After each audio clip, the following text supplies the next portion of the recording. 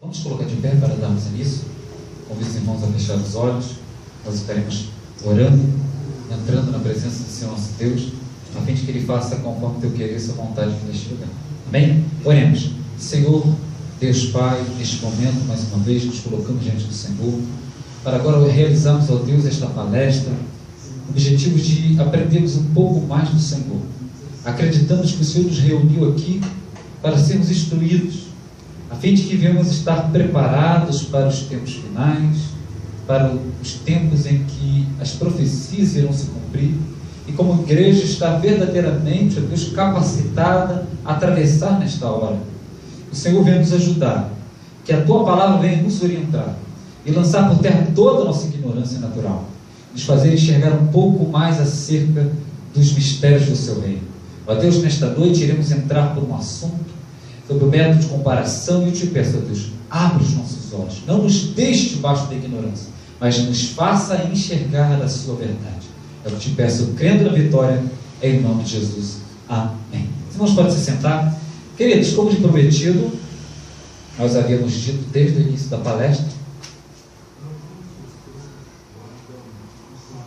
acerca do sermão profético. Desde o início do sermão profético, nós havíamos dito, feito um acordo entre os irmãos, que no final do sermão profético, a qual nós terminamos na última palestra, nós iríamos fazer um paralelo entre o pré-tribulacionismo e a visão pós-tribulacionista, né?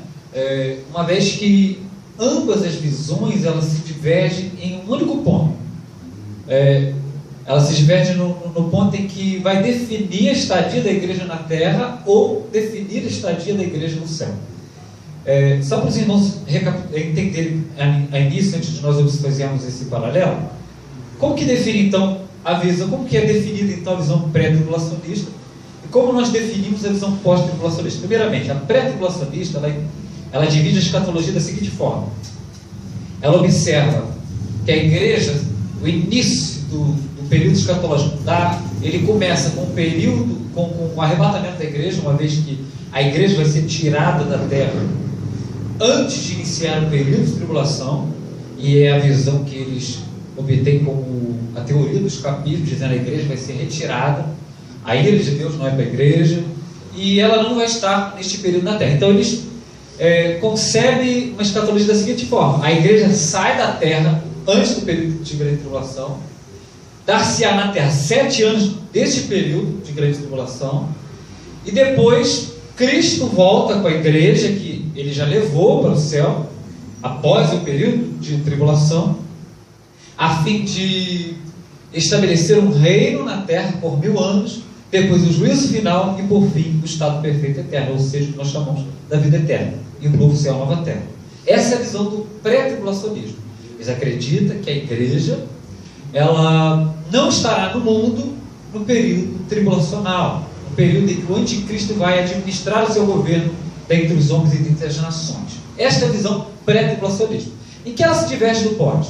Exatamente no ponto em que ela diz que a igreja vai sair antes do período tribulacional. Por quê? Porque o pós acredita que haverá o período tribulacional, os 7 anos da administração do anticristo na terra, irá se cumprir esse período, e a igreja estará na terra nesse período.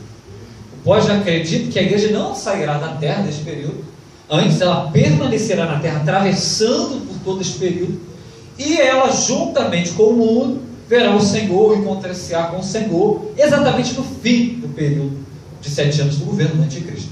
Uma vez que o pós acredita que nós nos encontraremos com Cristo pós o período de tribulação, e o pré antes do período de tribulação.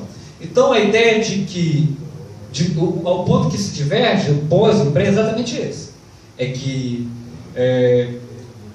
a igreja, para o pós, ela irá atravessar a grande tribulação, e para o pré, ela não irá atravessar a grande tribulação. Para o pré, ela sairá da terra, será tirada do mundo no período de tribulação, e para o pós, ela irá atravessar este período de tribulação. Muitos serão martirizados, como nós vimos na palestra do sermão profético, muitos serão perseguidos, muitos terão sua fé testada ao extremo, até mesmo sendo convocados a negarem a Cristo, a adorarem o anticristo, ou a morrerem por Cristo. E muitos provarão a morte e outros não provarão a morte. De uma maneira milagrosa, por questões da vontade de Deus, eles irão atravessar esse período e não provarão a morte, uma vez que estão vivos para encontrar o Senhor no final do período tribulacional. Então, para o pós, a igreja atravessa por esse período escuro, negro, né, da nossa história. E depois, Cristo vem uma única vez para ela, bem como também para reinar no mundo, estabelecer juízos, reinar por 1000 anos, realizar um último juízo, que é o juízo final, e por fim entrar no novo céu e nova terra com aqueles que a Bíblia descreve como redimidos em Cristo Jesus. Então, basicamente, aqueles que creram em seu nome. Basicamente, essa é a diferença entre pós e pré. O pré define a vinda de Cristo antes de um período tribulacional. E o pós define a vinda de Cristo apenas depois de um período tribulacional. Já o pré, ela diz que Jesus vai vir antes e depois. O pós acredita que ele vem apenas depois. Tá? Então, basicamente, essa é a diferença em ambas as teorias. Se eu tivesse aqui um slide, eu ia mostrar para vocês, fazendo uma ilustração, desenho, né, uma linha do tempo, e nós iríamos entender melhor. Mas eu acredito que com essa base de explicação deu para os irmãos entenderem. Então você percebe que o pré e o pós são totalmente opostos uns aos outros.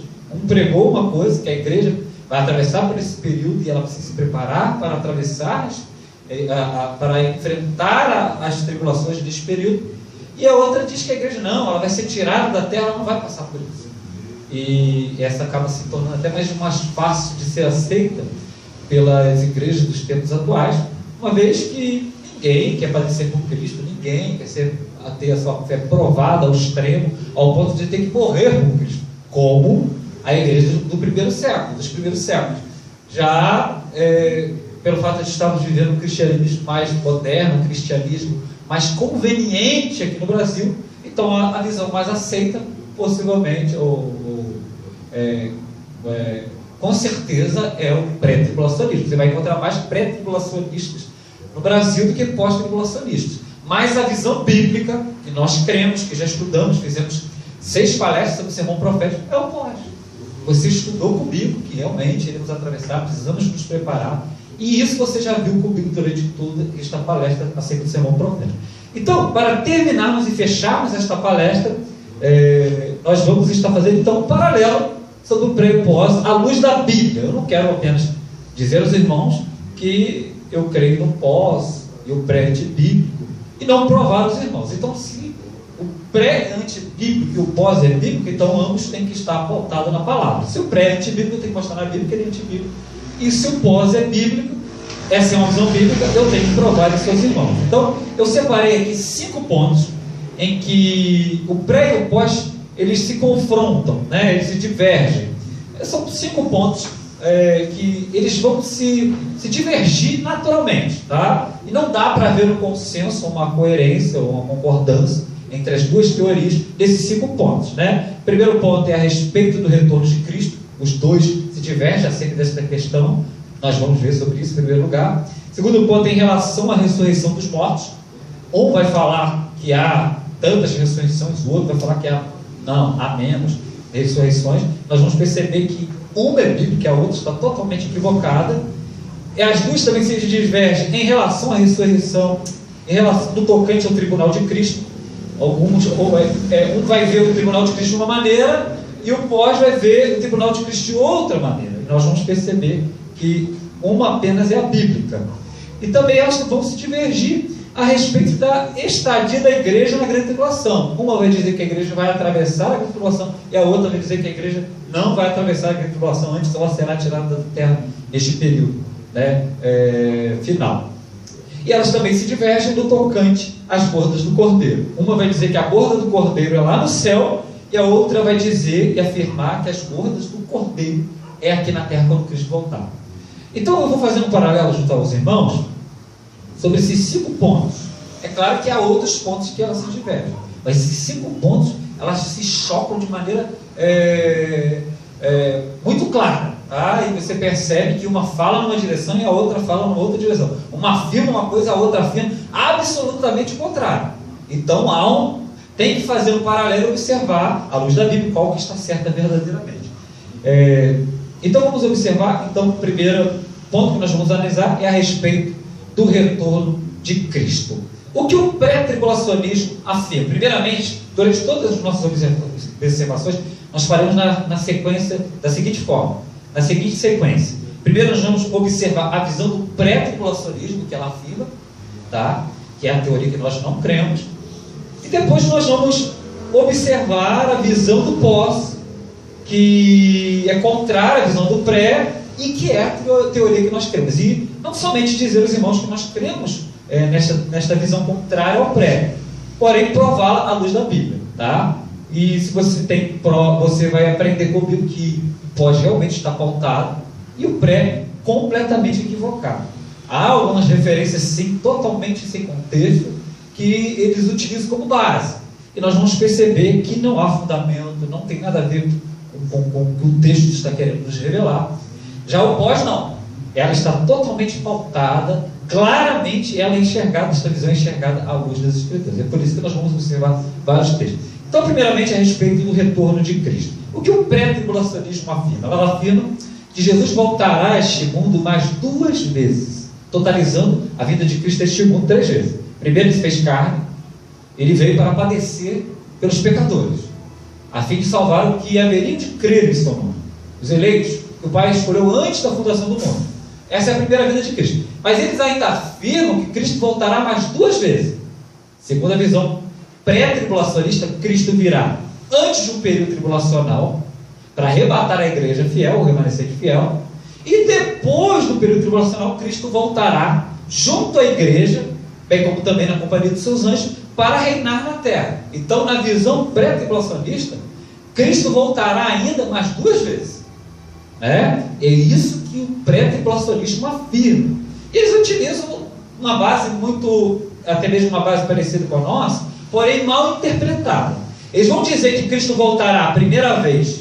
Na verdade, eles falam que a segunda vinda de Cristo ela vai se cumprir na parte A e na parte B. A parte A, Jesus voltará de forma invisível.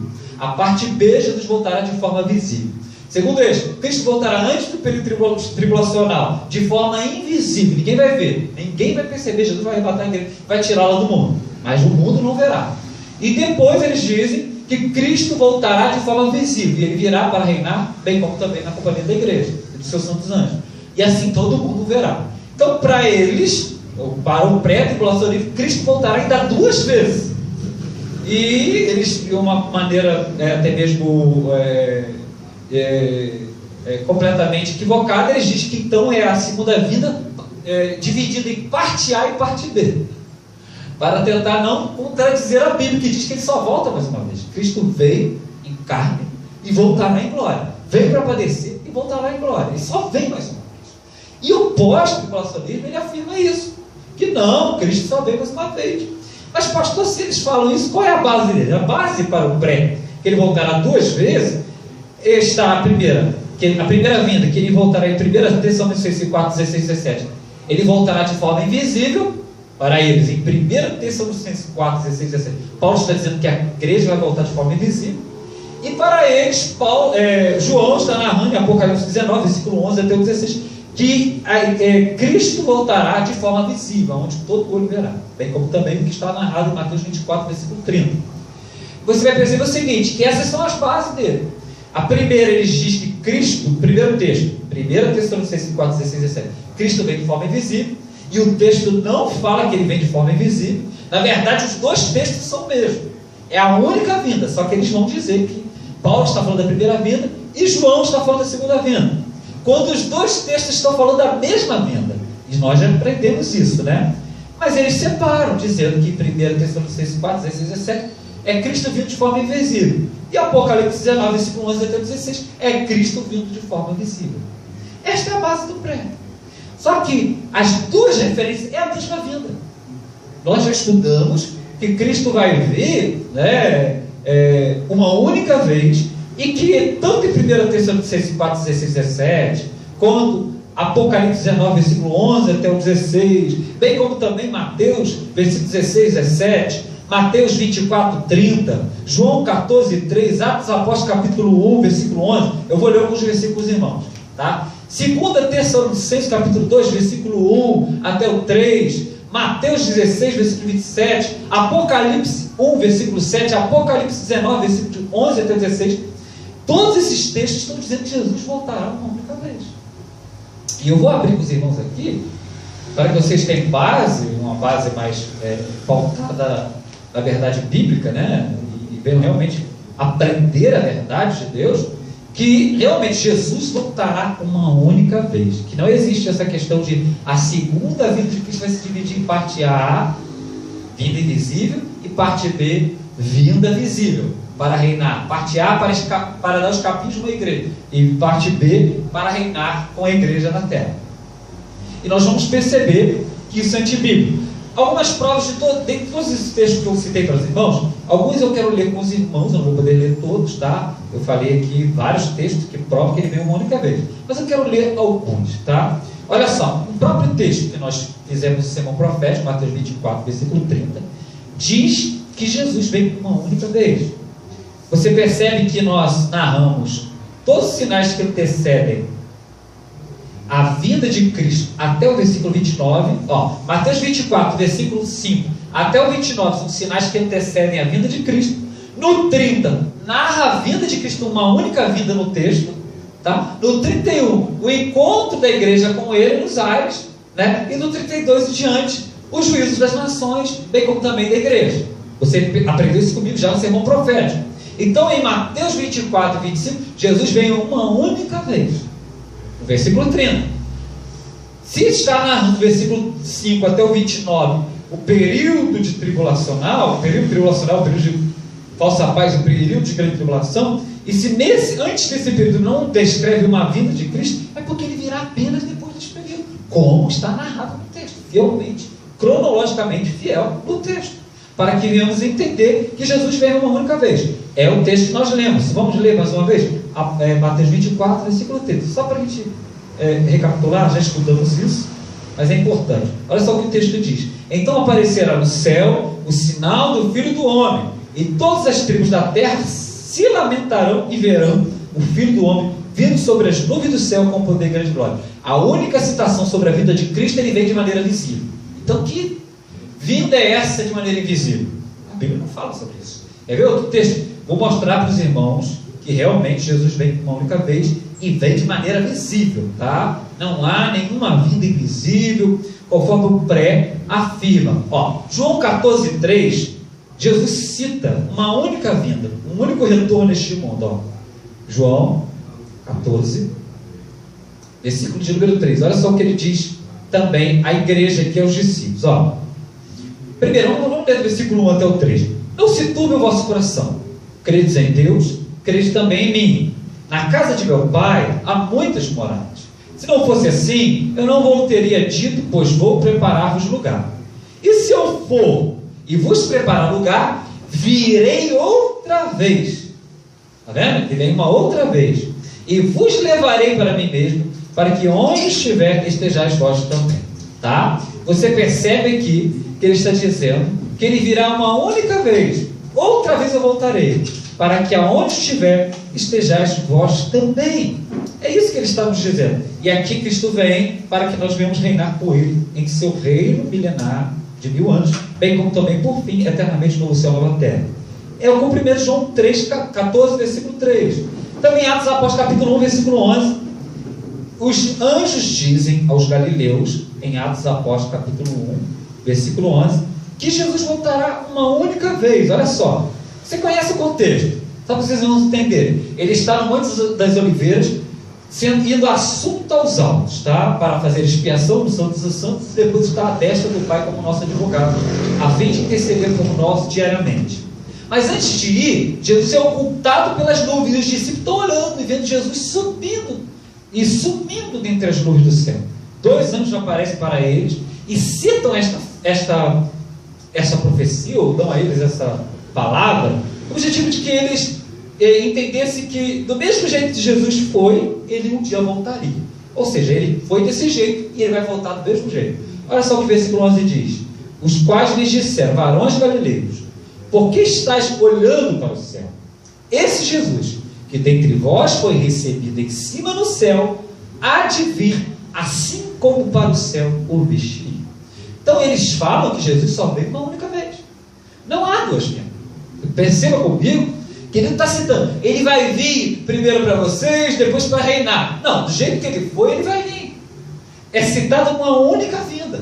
Não tem essa questão de que Jesus vai voltar na parte A, invisível, e depois na parte B, invisível. Os anjos estão dizendo que ele vai vir uma única vez. Do mesmo jeito, o jeito que ele foi, é o jeito que ele vai voltar. Ele foi sendo ocultado pelas nuvens, e ele vai aparecer dentre as nuvens do céu, com grande poder e glória. E todo olho verá, conforme nós já narramos no sermão profético que acabamos de desenvolver até a última palestra, essas 6 primeiras palestras. Qual é o objetivo? Entender que Jesus só veio uma vez. Não há uma vida antes disso. Do jeito que ele foi, os anjos dizem, ele vai voltar. Outra base, e é importante também essa base, eu gosto muito dessa base. João cita a vinda de Cristo também como uma única vinda, um único retorno em Apocalipse 1, 7. E é uma vinda que ele traz uma riqueza de detalhes, que você vai perceber que é a mesma que quando ele vem mesmo para reinar. Se ele vem, segundo João, em Apocalipse 1, 7, também para reinar, né? E essa é a única vinda de Cristo, você vai perceber que então não há nenhuma vinda antes desta que ele vem para reinar, bem como também para reunir a sua igreja. Apocalipse 1, versículo 7. O que está nos dizendo esse texto? Vamos olhar esse texto, eu acho, é um dos meus preferidos, tá? Eu acho que ele é bem enfático, bem detalhista, e ele nos mostra realmente que Jesus só voltará uma vez. Olha só o que João está dizendo.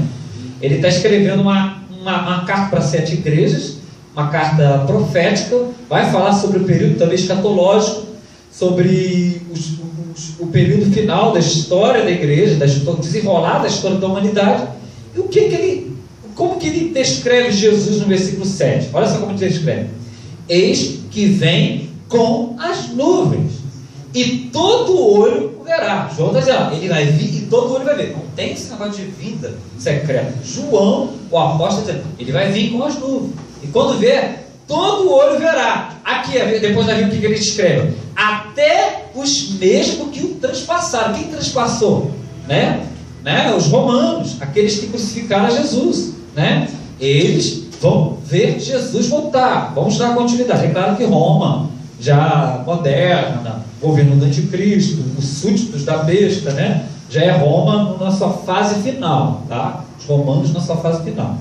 E todas as tribos da terra se lamentarão sobre ele. Sim, amém. Está vendo que ele faz tipo uma citação semelhante àquela que Jesus revela em Mateus 24, 30. E então aparecerá no céu o sinal do Filho do Homem. Mateus está descrevendo isso. E todas as tribos da terra o verão e lamentarão. O texto diz, ele virá dentre as nuvens, ele virá dentre as nuvens, e todo olho verá. E todas as tribos da terra se lamentarão sobre ele. É igualzinho a Mateus 24, 30. Então você percebe que João está falando sobre a vinda de Cristo como que um único retorno, uma única vez, dizendo que ele vai vir, e quando ele vier, não vai ser de forma invisível, pelo contrário, ele virá de maneira muito clara, todo olho verá, e ele veio para reinar, conforme já aprendemos na nossa palestra sobre o sermão profético. O objetivo de entendermos que não há duas vindas, mas uma única. E a última base que eu quero analisar com os irmãos está em Apocalipse 19, versículo 11 até o 16, tá? Apocalipse 19, versículo 11 até o 16. Você percebe que então nesse texto Jesus vem uma única vez.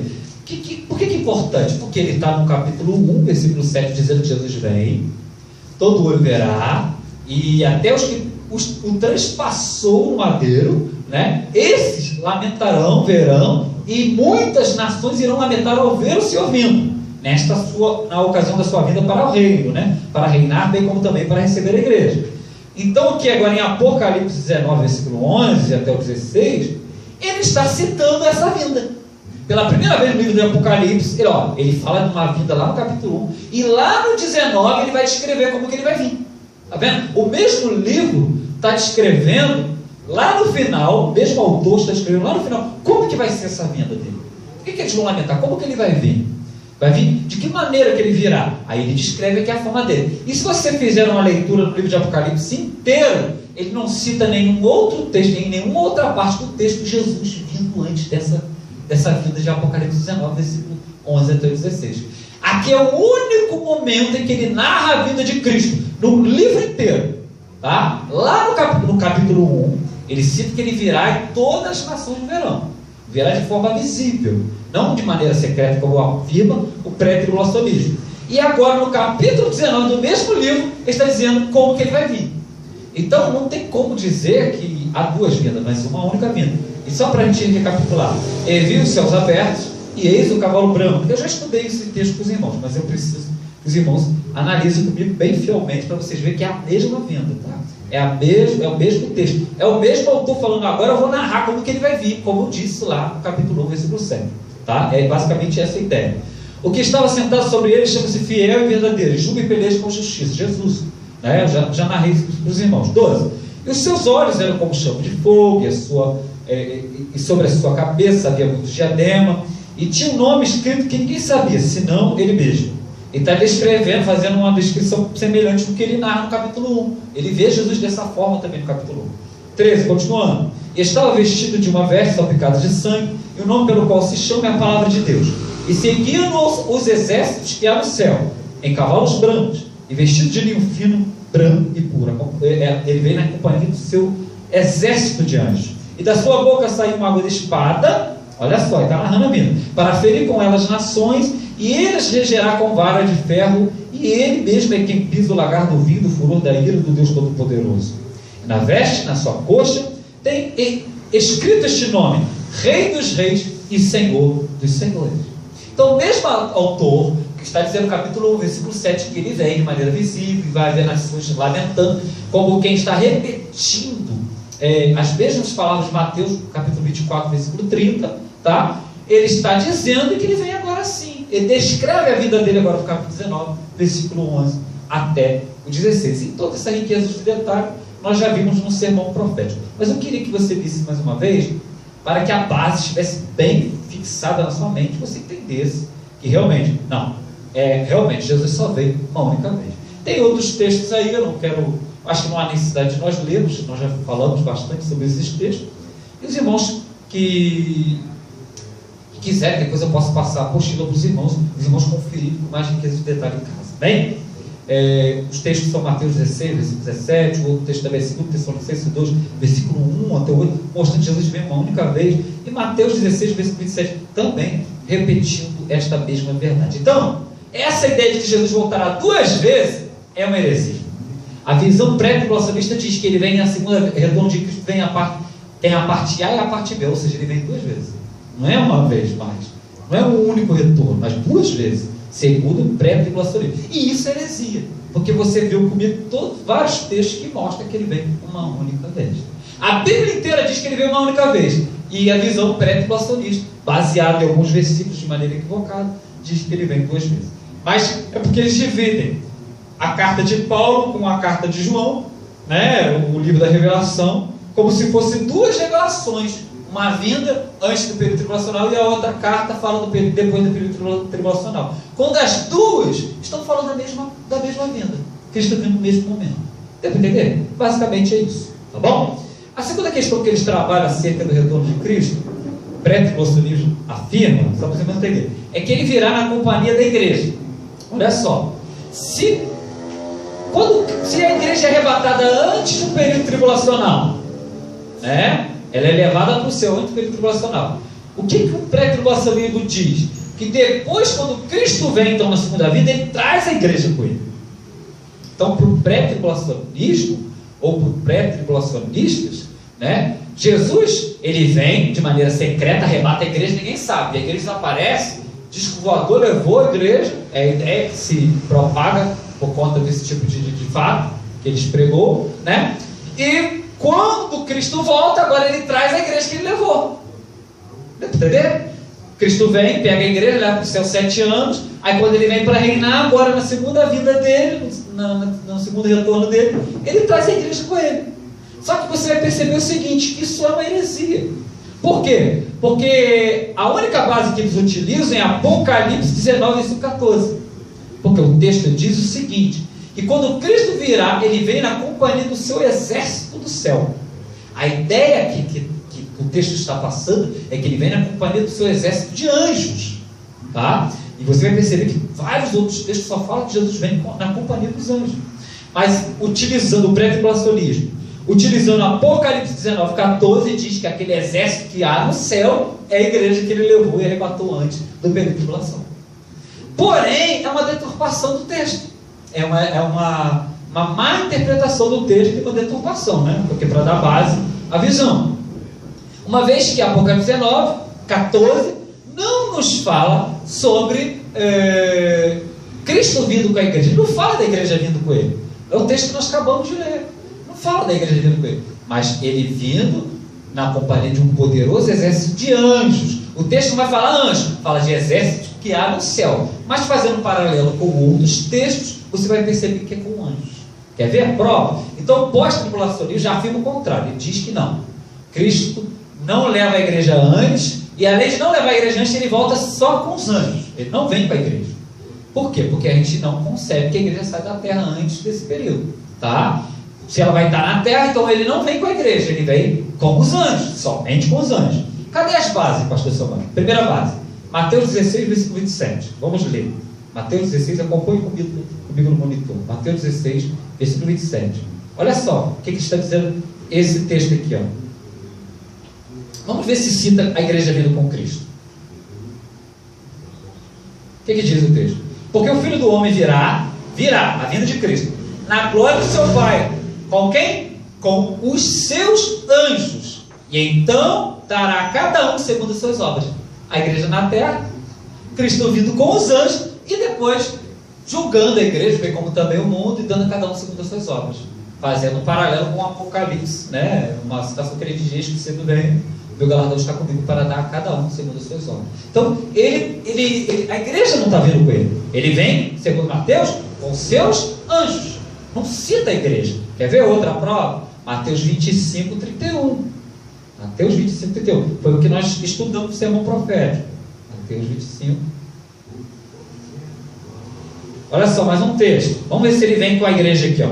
E quando o Filho do Homem vier em sua glória, ele vier para reinar, vier em sua glória, e todos os santos anjos com ele, então se assentará no trono da sua glória. Cadê a igreja? Só os anjos vêm com ele. Todos os santos anjos com ele. Não fala da igreja. Se realmente a igreja viesse com Cristo, se Cristo arrebatasse a igreja antes do período tribulacional e depois voltasse para a igreja, você acha que o Espírito de Deus iria ocultar esta revelação? Ele quer dizer, quando ele vier na sua glória, e a igreja, os santos anjos com ele, então ele vai se assentar no trono da sua glória. Mas o texto não fala que a igreja vem com ele, só os santos anjos com ele. Quer outra base? Vamos continuar lendo. Outra base, Marcos 8, 38. Vamos ver o que Marcos fala no capítulo 8, versículo 38. Vamos ver se Marcos fala que a igreja vem com ele, né? Porque é isso que o pré afirma. A igreja é arrebatada e depois ela vem com Cristo. Vamos ver se a igreja vem com Cristo para reinar. Ó, 38. Porquanto qualquer que entre as gerações adúlteras e pecadoras se envergonha de mim, das minhas palavras, também o Filho do Homem se envergonhará dele, quando vier na glória do seu Pai. Com quem? Com os santos anjos. Está observando? Então, quando Cristo vem, ele vem exatamente como foi ensinado no nosso sermão profético. Ele vem amontado no cavalo branco, com coroa sobre a sua cabeça, e na companhia de um exército angelical.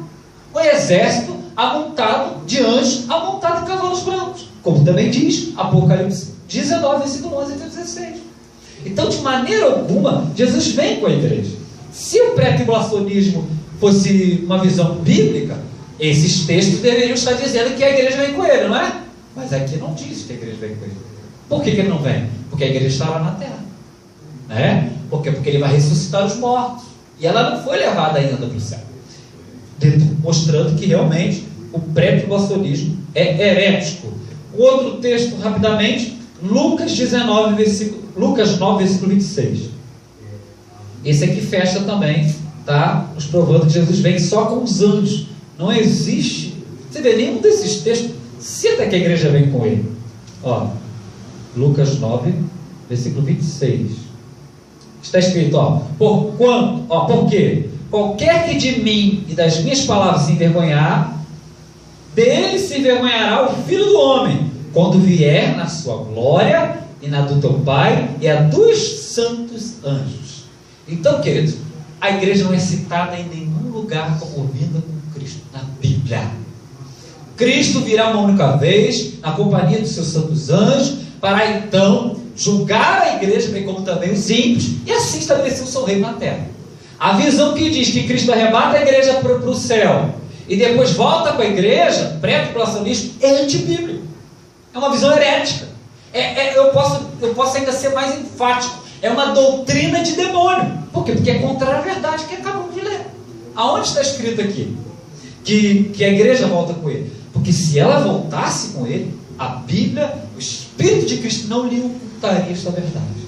E por que ele não está citando, mas somente os anjos? É porque ele só vem na companhia dos anjos, conforme nós aprendemos no nossa palestra sobre o sermão profético. Deu para os irmãos entenderem, então, acerca do retorno de Cristo? Essas duas considerações que eu queria fazer sobre o retorno de Cristo.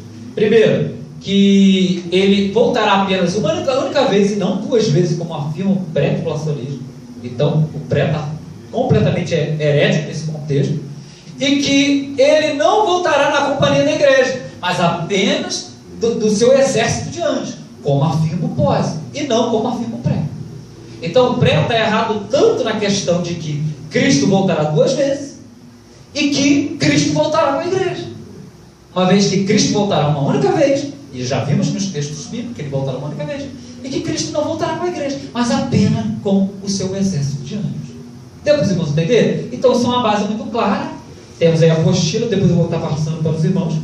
E aqueles que estiverem vendo também o nosso vídeo no YouTube, eles vão fazer o download, vou deixar o link, e vai dar para os irmãos então, depois com mais calma, perceber que realmente não é uma persuasão do pastor Samuel, não estou tentando ocultar texto, por isso que eu estou até mostrando a base que o pré-tribulacionismo usa, e você percebe que não há verdadeiramente contexto nos textos que eles utilizam para provarem a sua tese. Uma vez que não é prova, se não há contexto, não é prova. Texto sem contexto é pretexto para heresia. Isso aí é uma coisa muito óbvia, e nós temos que entender que, então, só o pós-tribulacionismo está correto nessas questões. O pré, realmente, ele está totalmente contrário à verdade de Deus. E é uma doutrina de demônio. Infelizmente, muitas igrejas, pessoas cristãs, verdadeiros cristãos, pastores, homens de Deus, estão enganados por essa teoria, a pré-tribulacionismo, acreditando que antes da tribulação a igreja vai sair e depois ela volta com Cristo para reinar. Você já viu comigo aqui que não vai acontecer isso. É uma visão deturpada, demoníaca, que está levando muitos cristãos a conceberem a vinda de Cristo de maneira errada. E por certo não vão se preparar, porque quando chegar a hora da grande tribulação, eles vão atravessar a grande tribulação, vão ver o anticristo e não vão estar preparados para esse período negro, uma vez que acreditaram que Jesus lhes tiraria da terra antes, quando na verdade não passava de uma mentira. É por isso que é doutrina de demônio. Toda doutrina que é contra a verdade de Deus é doutrina satânica, é doutrina maligna, porque a doutrina que desmente a única verdade que Deus diz é uma doutrina do diabo. Por quê? Porque o objetivo é deturpar a verdade e te enganar, em vez de te ensinar a verdade e te preparar para realmente atravessar por esse período difícil. Amém? Então, basicamente, nós já trabalhamos essa questão. Essa é a primeira questão que eu queria considerar. A segunda questão que eu queria considerar é acerca da ressurreição dos mortos. Ambas as teorias, ambas as visões também se divergem, elas se chocam na questão da ressurreição dos mortos. Uma vez que o pré-tribulacionismo, o que o pré-tribulacionismo afirma? Que haverá 3 ressurreições dos mortos. Olha só, a visão do pré. O pré-tribulacionismo diz que Jesus vai ressuscitar os mortos antes de um período tribulacional. Ele vai chamar da terra o corpo dos santos que morreram, desde a igreja primitiva, ou desde o Velho Testamento, aqueles santos, Abraão, Isaac, vão ressuscitar antes do período tribulacional. É o que diz o pré, Essa é a primeira ressurreição para eles. A segunda ressurreição, quando Cristo voltar, eles assim nos ensinam, é dito pelo pré, que Jesus vai ressuscitar as almas daqueles que foram degolados pela besta, né? Então as bases já são essas. Primeira base, 1 Tessalonicenses 4, versículos 16 e 17, ele diz que é a ressurreição dos mortos antes do período tribulacional. E Apocalipse 20, versículo 4 até o 6, é a ressurreição dos mortos depois do período tribulacional. Então, para eles, haverá duas ressurreições para a vida. E depois eles vão narrar, eles vão descrever que a última ressurreição é a do dia do juízo final, quando Cristo vai ressuscitar os mortos no Hades para julgar cada homem que estava no inferno, segundo suas obras, a fim de serem lançados no lago de fogo e enxofre. Ou seja, para os pré-tribulacionistas, haverá três ressurreições: uma antes do período tribulacional, do governo do anticristo, uma depois do governo do anticristo, né? E uma no juízo final. Então haverá três para eles. Só que a Bíblia não nos fala de três ressurreições. Em lugar nenhum a Bíblia afirma isso. Então é uma deturpação. É pegar dois textos que falam sobre a mesma ressurreição e separá-los. Tanto 1 Tessalonicenses 4, versículos 16 e 17, quanto Apocalipse 20, versículo 4 até o 6, que é a base que eles utilizam para dizer que é duas ressurreições, é o mesmo texto, é a mesma ressurreição, que dar-se-á na ocasião da vinda de Cristo para reinar na terra. Cristo vai ressuscitar os mortos somente depois da grande tribulação. Essa é a visão do pós. O pós-tribulacionismo, que é a visão que nós ensinamos para os irmãos, provamos, acabamos de fazer o sermão profético, é a visão que eu ensinei para vocês. Ela sim, ela está correta, por quê? Porque ela vai de concordância com a Bíblia, que diz que só haverá duas ressurreições. Quer prova que haverá duas ressurreições? Primeiro texto, Daniel 12, versículo 2. Daniel 12, versículo 2 fala que haverá duas ressurreições e não três. Ó, o pré diz que é três. Duas para a vida e uma para a condenação eterna. O pós, que é a visão que nós temos, diz que é duas. Uma para a vida e uma para a perdição eterna. Daniel 12, versículo 2. Olha só o que Daniel diz aqui. Ou melhor, o que o Senhor diz a Daniel aqui. E muitos do que dormem no pó da terra ressuscitarão. Olha só, está falando dos mortos. Dormem no pó da terra. Ressuscitarão, está falando da ressurreição. Uns para a vida eterna e outros para a vergonha e desprezo eterno. Ele está falando de duas ressurreições. Uns para a vida eterna e outros para vergonha e desprezo eterno. Ah, mas não está muito claro falando que é duas, pode ser duas para a vida e uma para a vergonha. Tá bom, se não está claro, vou pegar outro texto. João 5, versículo 27 até o 29. João 5, o apóstolo João vai narrar isso. Jesus fala sobre essa questão no capítulo 5, e João vai narrar isso, né? Com o objetivo de nos esclarecer, nos dizer que haverá apenas duas ressurreições, uma para a vida e outra para a morte, ou seja, uma para a vida e outra para a perdição eterna. 27 até o 29, olha só o que está escrito. E deu-lhe o poder de exercer o juízo, está falando, tá? Sobre o Cristo, porque é o Filho do Homem, tá? Quando Cristo vier, ele vai exercer o juízo, ele vai julgar. Não vos maravilheis disso, porque vem a hora em que todos os que estão nos sepulcros, dentro da cova, tá? Ouvirão a sua voz. Jesus vai ressuscitar os mortos. Aí vamos continuar.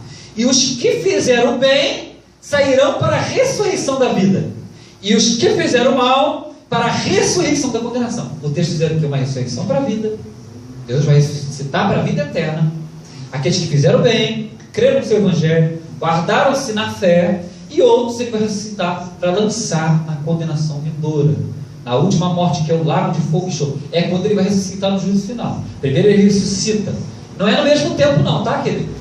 Primeira ressurreição dar-se-á antes do reino de Cristo na terra, dos 1000 anos, do milênio, e a outra vai dar depois dos 1000 anos, no juízo final. Quer dizer, 1000 anos depois que Cristo já ressuscitou os para a vida, ele agora ressuscita aquele povo que estava no Hades, desde a fundação do mundo, para ser lançado no lago de fogo e enxofre. Tá? É a última ressurreição. Uns para a vida e honra, outros para a morte e desprezo eterno. Então o texto basicamente está nos provando isso. Quer ver? Aí você diz, mas pastor, ainda não está claro. Vamos continuar então analisando. Eu tenho outro texto, Apocalipse 20, versículo 4 até o 6. Apocalipse 20, versículo 4 até o 6. Olha só, esse texto, eu costumo dizer que esse é o texto mais exato. Ele nos mostra que haverá duas ressurreições, uma para a vida e outra para a morte, para a vergonha eterna, e que não haverá três, como diz o pré. Não tem esse negócio de que Cristo vai ressuscitar um povo antes da grande tribulação, vai ressuscitar um povo depois da grande tribulação, e depois vai ressuscitar um povo no juízo final, não. É apenas duas, uma depois da grande tribulação e uma no juízo final. Eu vou provar para os irmãos agora. Apocalipse 20, versículo 4 até o 6. Esse é o texto que eu acho que ele derruba o pré-tribulacionismo e o coloca como uma heresia, porque ele prova bem claro que haverá uma única ressurreição depois da grande tribulação. Olha só, do 4 até o 6, olha só. E vi tronos, e assentaram-se sobre eles aqueles a quem foi dado o poder de julgar. Cristo já Cristo já veio, e agora ele vai julgar as nações, bem como também Israel e a igreja, tá? Olha só o que ele está dizendo aqui: e vi as almas daqueles que foram degolados pelo testemunho de Jesus Cristo e pela palavra de Deus. Quem que é esse? Aqueles que foram mortos na grande tribulação, por causa da fidelidade a Cristo, não adoraram a imagem da besta, não se receberam a sua marca. E agora ele está falando dessas almas que foram degolados nesse período de tribulação. Olha só, quem que são esses? Aqueles que foram degolados pelo testemunho de Jesus Cristo e pela palavra de Deus. A igreja, isso aqui não é Israel, testemunho de Cristo é a igreja. E que não adoraram a besta e nem a sua imagem, tá? E não receberam o sinal na testa nem na mão, e viveram e reinaram com Cristo durante 1000 anos. Ressurreição, viveram, reinaram. Cristo vai ressuscitar aqui. O viver aqui é ressurreição, mas eu vou provar melhor isso ainda no versículo 6. Mas os outros mortos, olha só, está ressuscitando um povo aqui, a primeira parcela, a primeira colheita de primeiros ressuscitados, dar-se-á quando Cristo vier com poder e glória, e antes dele reinar por 1000 anos. Ele ressuscita aqui. Mas os outros mortos, aqueles que não ressuscitaram antes do milênio, tá? Não reviveram até que os 1000 anos se acabaram. Tá vendo? 1000 anos depois do milênio. Esta é a primeira ressurreição. Qual que é a primeira ressurreição? Aquela que se dá antes do milênio. Bem-aventurados e santo aquele que tem parte na primeira ressurreição. Olha só o ponto forte. Aqueles que têm parte na primeira ressurreição. Sobre esses não tem poder a segunda morte, mas serão sacerdotes de Deus e de Cristo e reinarão com eles por 1000 anos. Está observando? Que ele está dizendo que a primeira ressurreição dar-se-á quando Cristo vier em poder e glória, e todo olho o ver, e também para estabelecer juízos sobre a igreja, sobre a nação de Israel, bem como também entre as nações do mundo.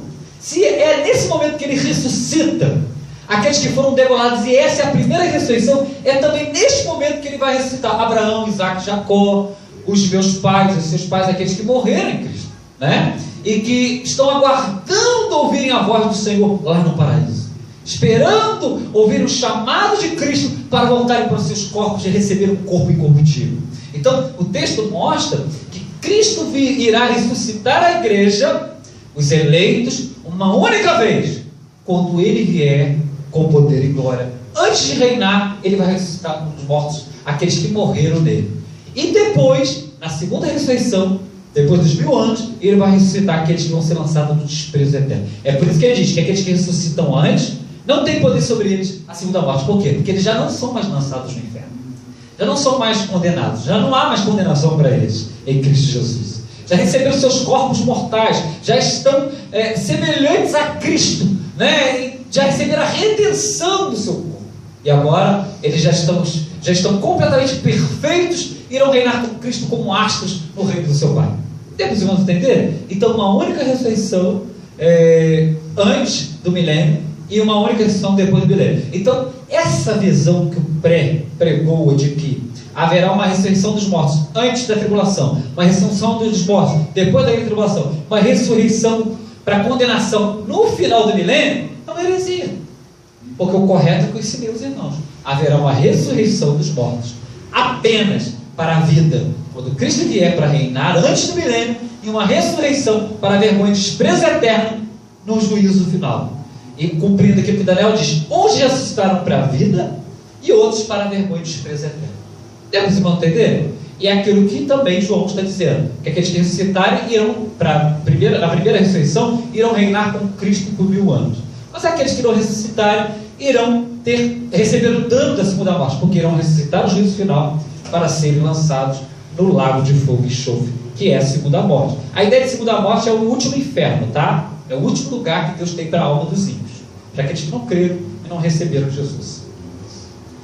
Essa é a segunda consideração que eu queria fazer aos irmãos. Os irmãos entenderam essa questão? Está certinho? Deu para entender? Depois eu vou deixar os irmãos também tirarem as dúvidas nas perguntas de direito e resposta. Em terceiro lugar, eu quero observar com os irmãos no tocante ao tribunal de Cristo. Você vai perceber o seguinte, que o pós e o pré também, eles chocam. Há uma divergência de opiniões e de visões. Eles vão divergir também na questão do tribunal de Cristo. Porque se o pré diz que Cristo arrebata a igreja e leva para o céu antes da grande tribulação, e a igreja fica 7 anos no céu, durante esse período de tribulação na terra, a igreja está lá no céu, 7 anos. Então a ideia do pré é que o tribunal de Cristo dar-se-á no céu. Cristo arrebata a igreja, ela não vai atravessar a grande tribulação, e lá no céu ela vai ter que participar do tribunal de Cristo. E como ela já está no céu, já recebeu a redenção do corpo, segundo a visão pré-tribulacionista, deturpada, herética, então ela não vai carecer de um julgamento de julgamento de obras, mas apenas galardão de obras. A igreja só vai ser galardoada, aqueles que trabalharam, serviram o Senhor, vão receber galardão. Então a ideia de tribunal de Cristo, segundo o pré-tribulacionismo, é um tribunal só de galardão. Não há julgamento de má obras. Aquele texto que Paulo diz, todos iremos comparecer diante do tribunal de Cristo para a prestação de obras, quer sejam boas e más feitas pelo corpo. Para eles, esse texto não existe. Ou vai encaixar em outro ponto. É como se Paulo não estivesse dizendo isso à igreja. Só que o texto nos diz e nos prova, tá? Eu vou mostrar para os irmãos, a Bíblia nos diz e nos prova, bem como também o pós-tribulacionismo, que Cristo irá estabelecer um tribunal quando ele vier, porque o primeiro povo que vai ser julgado, como nós aprendemos no sermão profético, será a casa de Deus. Lembra que eu mostrei para os irmãos que primeiro que serão julgados é a casa de Deus? Antes de julgar as nações, ele julgou primeiro os líderes, depois julgou toda a membrazia e por fim julgou as nações, né? Então, se antes, como você aprendeu comigo, quando Cristo vier, ele irá julgar também a igreja. Haverá o tribunal de Cristo, não é só para galardão de obras, mas também para julgar as nossas obras, o que fazemos, se nos santificamos ou não, se guardamos seus mandamentos ou não, se estamos verdadeiramente ligados em Cristo como ramos da videira, ou se estamos como a palha no meio do trigo, agindo como hipócritas dentro da casa do Senhor, como falsos irmãos, vivendo, praticando pecados ocultos aos olhos dos homens, mas não ocultos aos olhos de Deus. Então, Cristo vai julgar a igreja sim. Não existe essa teoria de que, não, Cristo não vai julgar a igreja, porque o julgamento, o tribunal de Cristo para a igreja é só para galardão de obras. Agora vamos observar então se isso tem base bíblica. Se o julgamento da igreja é só para galardão de obras, então vamos observar à luz da Bíblia. O primeiro texto que eu quero analisar com os irmãos, Salmo 1, versículo 5. Vamos ver então o que diz o Salmo 1, versículo 5. Olha só esse texto, ele é muito interessante. Versículo 5. Olha só o que diz o texto. Pelo que os ímpios, os que têm aversão a Deus, os que não creram no Evangelho, não subsistirão no juízo. Deus vai derribá-los, não vão permanecer de pé na sua arrogância, na sua soberba. Nem os pecadores, agora está falando de um outro grupo. Pecadores aqui é quem tem conhecimento dos mandamentos de Deus, mas não obedece, não segue. Tá? É transgressor, é a palavra utilizada por um transgressor, alguém que tem conhecimento dos mandamentos e não come. É o cristão, o falso irmão dentro da igreja. Ele sabe que não deve mentir, mente. Sabe que não deve roubar e rouba. Como que ele rouba? Rouba do Senhor, os dízimos nas ofertas, rouba de muitas outras formas. Aquele que não deve falar mal do irmão e fala, que não deve viver em contentos e vive, que não deve dar mau testemunho e dá. É os pecadores, eles estão aprendendo que não devem fazer essas coisas e fazem.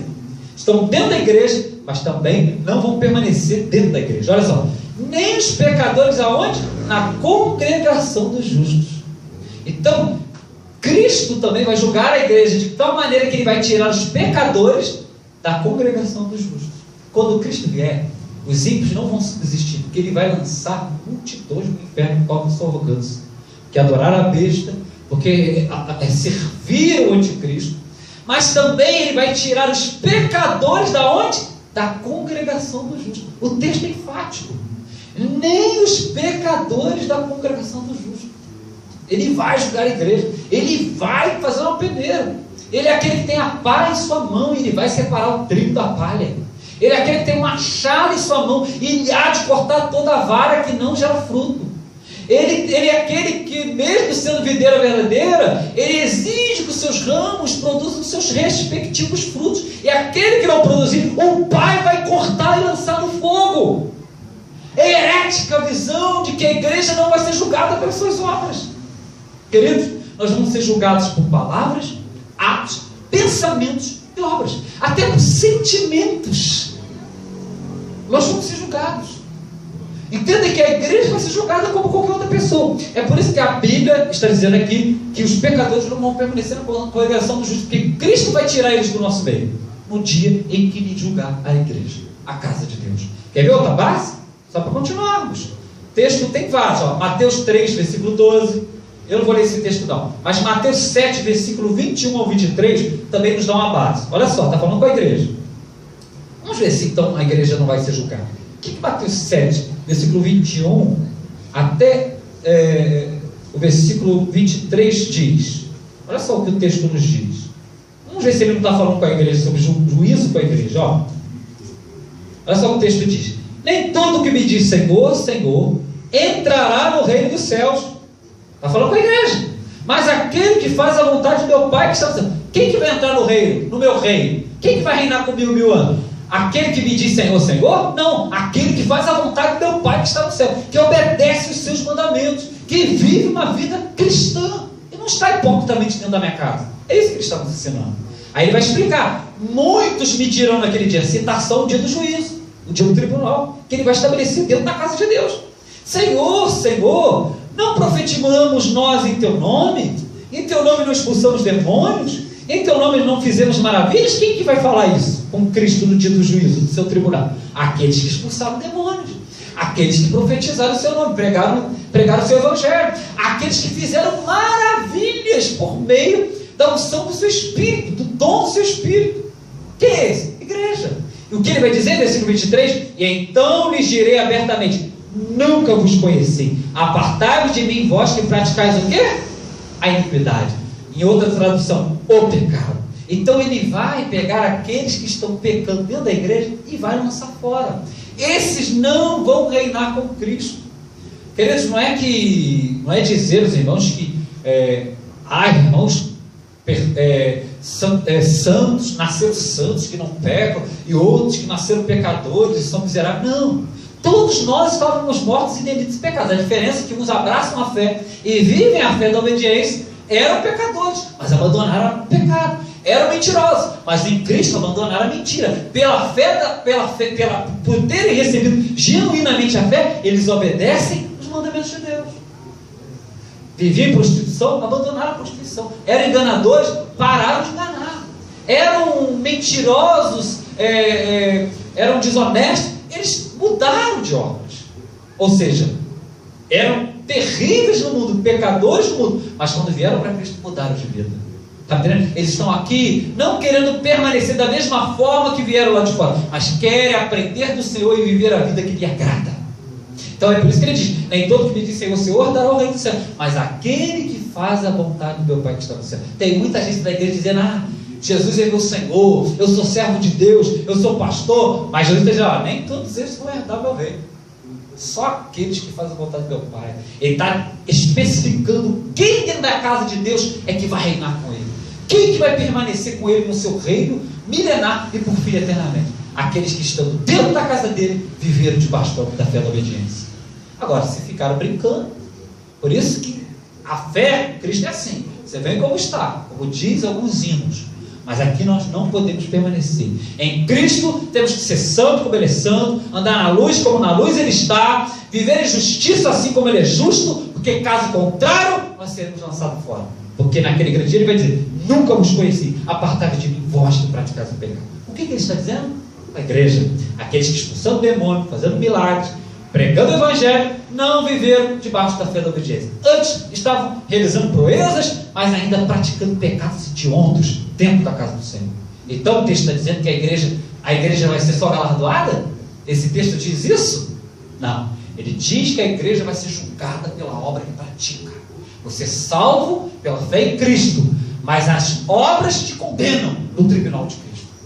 Você é salvo pela fé, mas se você não viver genuinamente debaixo dessa fé, e o viver genuinamente debaixo dessa fé é viver na fé da obediência, obedecer os mandamentos de Deus, cumprir os mandamentos de Deus, você vai ter uma fé morta que não vai te isentar da condenação do dia do juízo de Cristo. Está entendendo?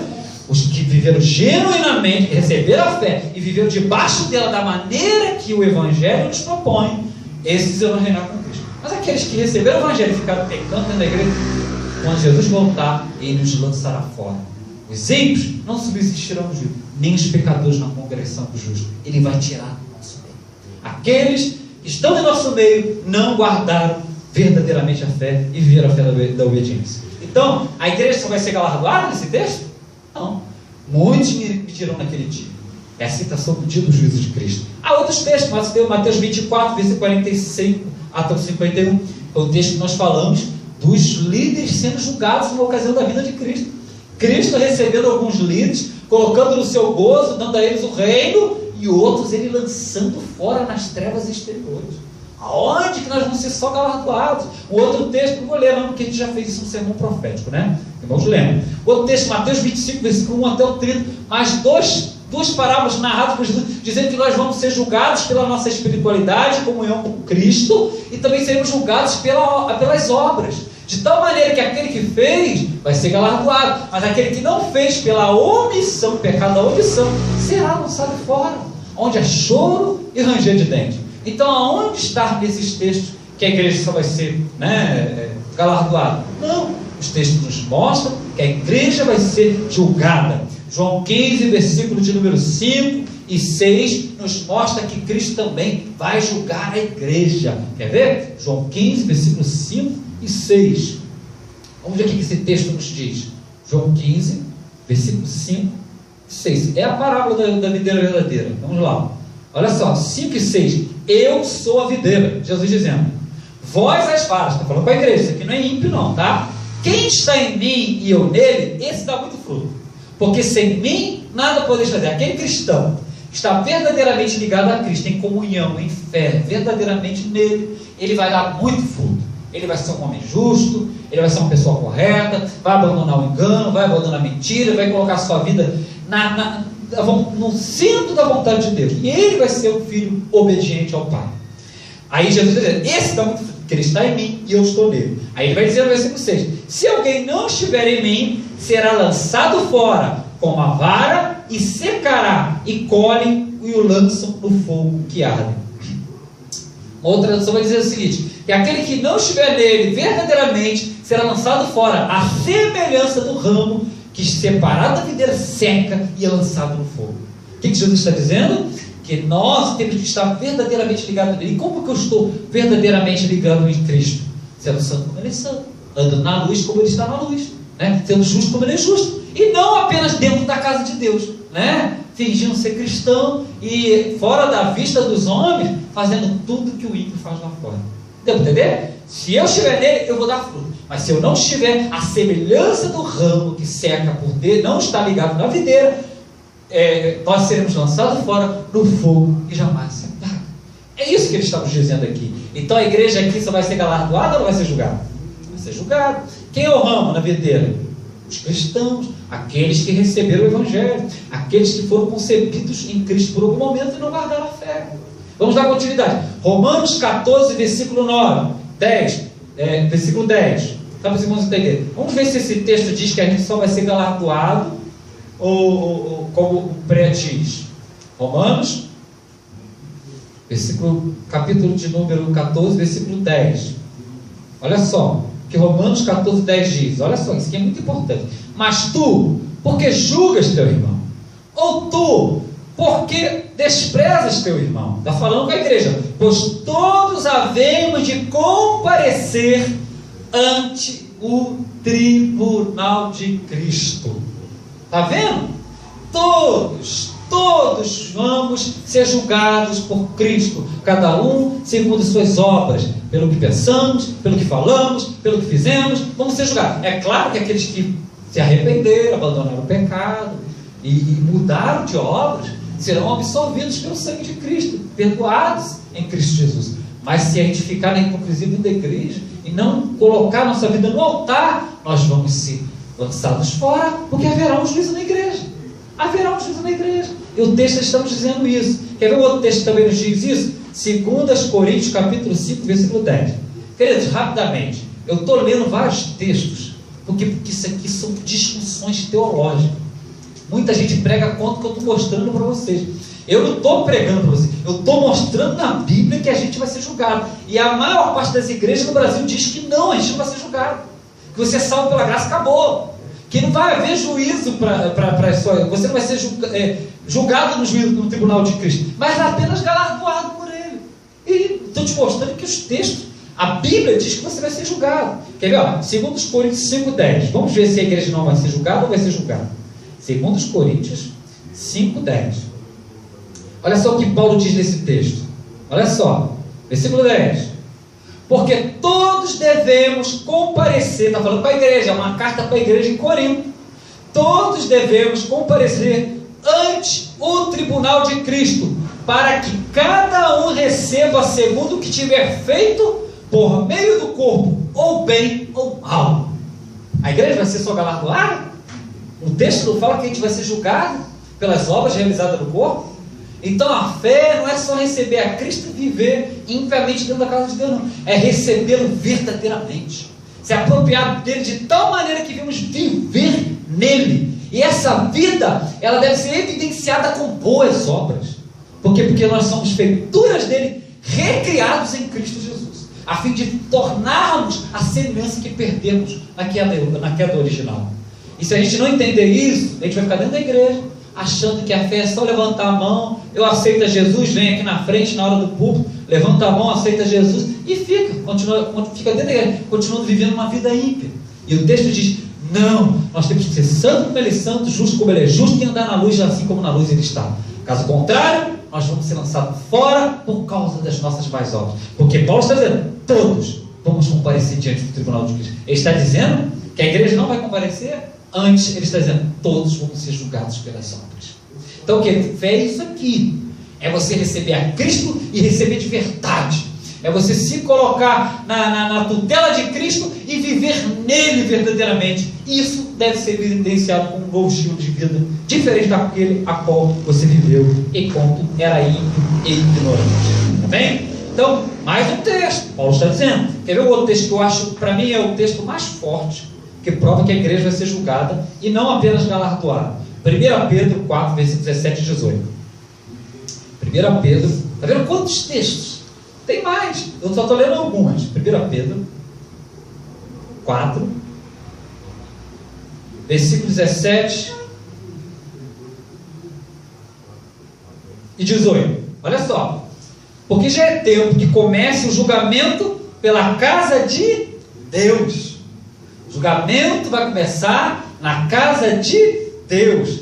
E se primeiro começa por nós, olha Pedro colocando ele como alguém que vai ser julgado. E se primeiro começa pela gente, por nós, pela igreja, se primeiro começa por nós, pelos eleitos, primeiro começa por nós, qual será o fim daqueles que são desobedientes ao Evangelho? Está falando? Daqueles que recebendo o Evangelho, o desobedeceram. Não viveram verdadeiramente em Cristo. Estavam na igreja, mas não eram obedientes ao Evangelho. Ouviam as palavras de Deus, as pregações, as doutrinas, os ensinamentos, mas não colocavam em prática. O que vai acontecer com eles? Se primeiro começa com nós, o que vai acontecer com eles? Vamos lá. E também aqueles que não receberam também a Cristo, tá? Quando você apresenta a Cristo, aqueles que não receberam. Aí ele vai falar também do ímpio, nesse contexto. Agora, versículo 18. E se o justo apenas se salva, se o justo apenas se salva, aonde aparecerá o ímpio e o pecador? O que ele está querendo dizer? se o cristão genuíno que guardou os mandamentos de Deus, que é justo, filhinho, não vos enganeis, justos são aqueles que praticam a justiça de Deus, é o que João diz na sua primeira epístola, tá? Se o justo, aquele que pratica apenas que salva, o que vai acontecer com o ímpio e o pecador? O ímpio é aquele que não recebeu o evangelho, e o pecador é aquele que estava dentro da igreja e não obedeceu o evangelho, ouviu, mas não colocou em prática. Ele está perguntando, se a gente vai ser salvo com muita dificuldade, o que vai acontecer com aquele que não está obedecendo dentro da igreja e aquele que não recebeu a Cristo como o evangelho foi apresentado a ele? É isso que Pedro está perguntando. Se só a gente vai para a vida eterna e reinar com Cristo, o que vai acontecer com eles? Aí a Bíblia vai te mostrar que eles vão ser lançados aonde as flores e as redes dentes, onde há trevas exteriores. Por quê? Porque os ímpios não subsistirão no juízo, nem os pecadores na congregação do justo. Dá para entender? Está vendo como que o prego se engana? O texto da Bíblia inteira mostra que nós vamos ser julgados. Nós vamos ser julgados. Ó, Apocalipse 22, versículo 11 e 12. Eu vou terminar aqui. Eu peguei bastante referência, porque é uma discussão teológica que não acaba. Tá? Isso aqui é pregado hereticamente. As pessoas dizem, não, a gente não vai ser julgado, a gente só vai ser galardoado. Isso é pregado na maior parte das igrejas pentecostais do Brasil. Você sentar com um cristão dentro do ônibus e conversar com ele sobre esse assunto, você sabia que cada um de nós vão apresentar no Tribunal de Cristo para prestar contas das nossas obras feitas pelo corpo, do Tribunal de Cristo? Ele vai dizer, que isso, que nada. Aquele que está em Cristo, não. Aquele que está em Cristo vai ser julgado no Tribunal de Cristo, não. Ele só vai ser galardoado pelas obras ou não. Vai receber galardão ou não vai receber. A gente não vai ser julgado. A gente está em Cristo, não há condenação para quem está em Cristo. Deturpando Romanos 8:1, que fala de uma outro tipo de condenação que estava sobre Adão e sua prole. Aqui é juízo individual, muito diferente daquele que é efetuado, daquele livramento que é efetuado ao crermos em Cristo, tipo um livramento da condenação adâmica, tá? Ou original, do pecado original, tá? Aqui é juízo individual, é prestação de conta, homem diante de Deus. É Cristo julgando cada homem que foi formado nesta terra, cada um segundo as suas obras. Então a igreja vai sim ser julgada. E a última base é Apocalipse 22, versículo 11 e 12. Estou lendo com os irmãos. Preciso remoer bem isso aqui, porque há muita heresia. Muitos heréticos tentando diluir isso aqui, tá? Fazer com que isso aqui seja apagado, deturpando a doutrina da eleição, deturpando a doutrina da predestinação. Eles vão deturpando tudo, querendo nos provar que a igreja não vai entrar em juízo. Vai, o Tribunal de Cristo, segundo Paulo, é para todos nós. E Pedro diz, nós vamos parecer lá. Aqui, ó, 12 e 13, que diz, ó, e eis que cedo vem, Jesus dizendo, o meu galardão está comigo para dar a cada um segundo as suas obras. Você me perdoa. É versículo 11 e 12. Ó. Quem é injusto, faça injustiça ainda. Está falando com o ímpio, com aquele que não obedece os mandamentos, ou aquele cristão relaxado, que não quer obedecer, não quer viver uma vida santa. Esse é o injusto. Quem é injusto, faça injustiça ainda. E quem está sujo, suje-se ainda. É aquele cristão que ouve, mas não obedece os mandamentos. É aquele ímpio que não quer saber de Deus, ele só quer ver no pecado, ele ama as trevas, tá? E quem é justo, agora está falando que obedece os mandamentos, faça a justiça ainda. Está falando do cristão, aquele que está obedecendo, está debaixo da obediência. Ainda que às vezes, em algum momento ele peca, ele se arrepende e volta para a posição, mas ele não vive continuamente no pecado. E quem é santo, seja santificado ele. Ele separou a sua vida para Deus, de tal maneira que ele já não pratica mais as obras do pecado, como praticava o mundo lá fora. Então ele é santo, ele está separado. Ainda que em alguns momentos ele pode até dar um deslize, por falta de vigilância, mas ele tem um advogado para que ele seja perdoado novamente. Porém, nós temos que observar que o texto diz que há pessoas santificadas, que separaram a sua vida, estão vivendo longe do pecado. Eles não vivem pecado, são aqueles que vão receber um galardão diferente. Aí ele diz, eis que cedo venho, e o meu galardão está comigo para dar a cada um segundo as suas obras. O que Jesus está dizendo? Que ele tem um galardão para os ímpios e para aqueles que eram pecadores dentro da igreja, que é o inferno, o tormento eterno, e ele tem um galardão guardado para os cristãos que guardaram fielmente a sua palavra e andaram na fé da obediência. E é a vida eterna. Vão reinar com ele por 1000 anos e depois, por fim, entrarão a eternidade afora. Está me entendendo? Então, fé é isso. Agora você vai me dizer o seguinte, que a igreja não vai ser julgada? Deus está dizendo que Ele está trazendo galardão para cada um. Galardão de vida eterna para quem guardou os mandamentos. E galardão de condenação para quem, mesmo da igreja, não guardou os mandamentos de Deus. Antes, praticar a injustiça e viver debaixo de pecado, de obras pecaminosas. Amém? Então, não existe essa visão de que nós não vamos ser julgados pelas obras. Todos vamos ser julgados pelas obras. É por isso que Cristo vai dizer: apartai-vos de mim, vós que praticais o pecado. Ele vai julgar a igreja. E Ele quer pessoas santas, pessoas justas, pessoas que são verdadeiros filhos do Pai. Ou seja, que vivem na fé da obediência. Amém? Deu para os irmãos entenderem essa parte? Então, nesse ponto, ele está equivocado. Completamente equivocado. O tribunal de Cristo não é só para galardão. É para julgar a igreja também. Em segundo lugar, o pré-tribulacionismo afirma, ainda no tocante ao tribunal de Cristo, que o tribunal de Cristo, sobre a base de que a igreja vai ser arrebatada antes do período de tribulação, eles afirmam que o tribunal de Cristo vai ser no céu. Tá? E não há referências. Eles vão ensinar isso, mas você não acha um versículo dizendo que há tribunal de Cristo no céu. Não há um versículo na Bíblia inteira, pode pegar, de ponta a ponta, não há um versículo na Bíblia inteira que prove que há um tribunal de Cristo sendo promovido no céu. Tá? Ou seja, é uma prova muito forte de que é uma heresia.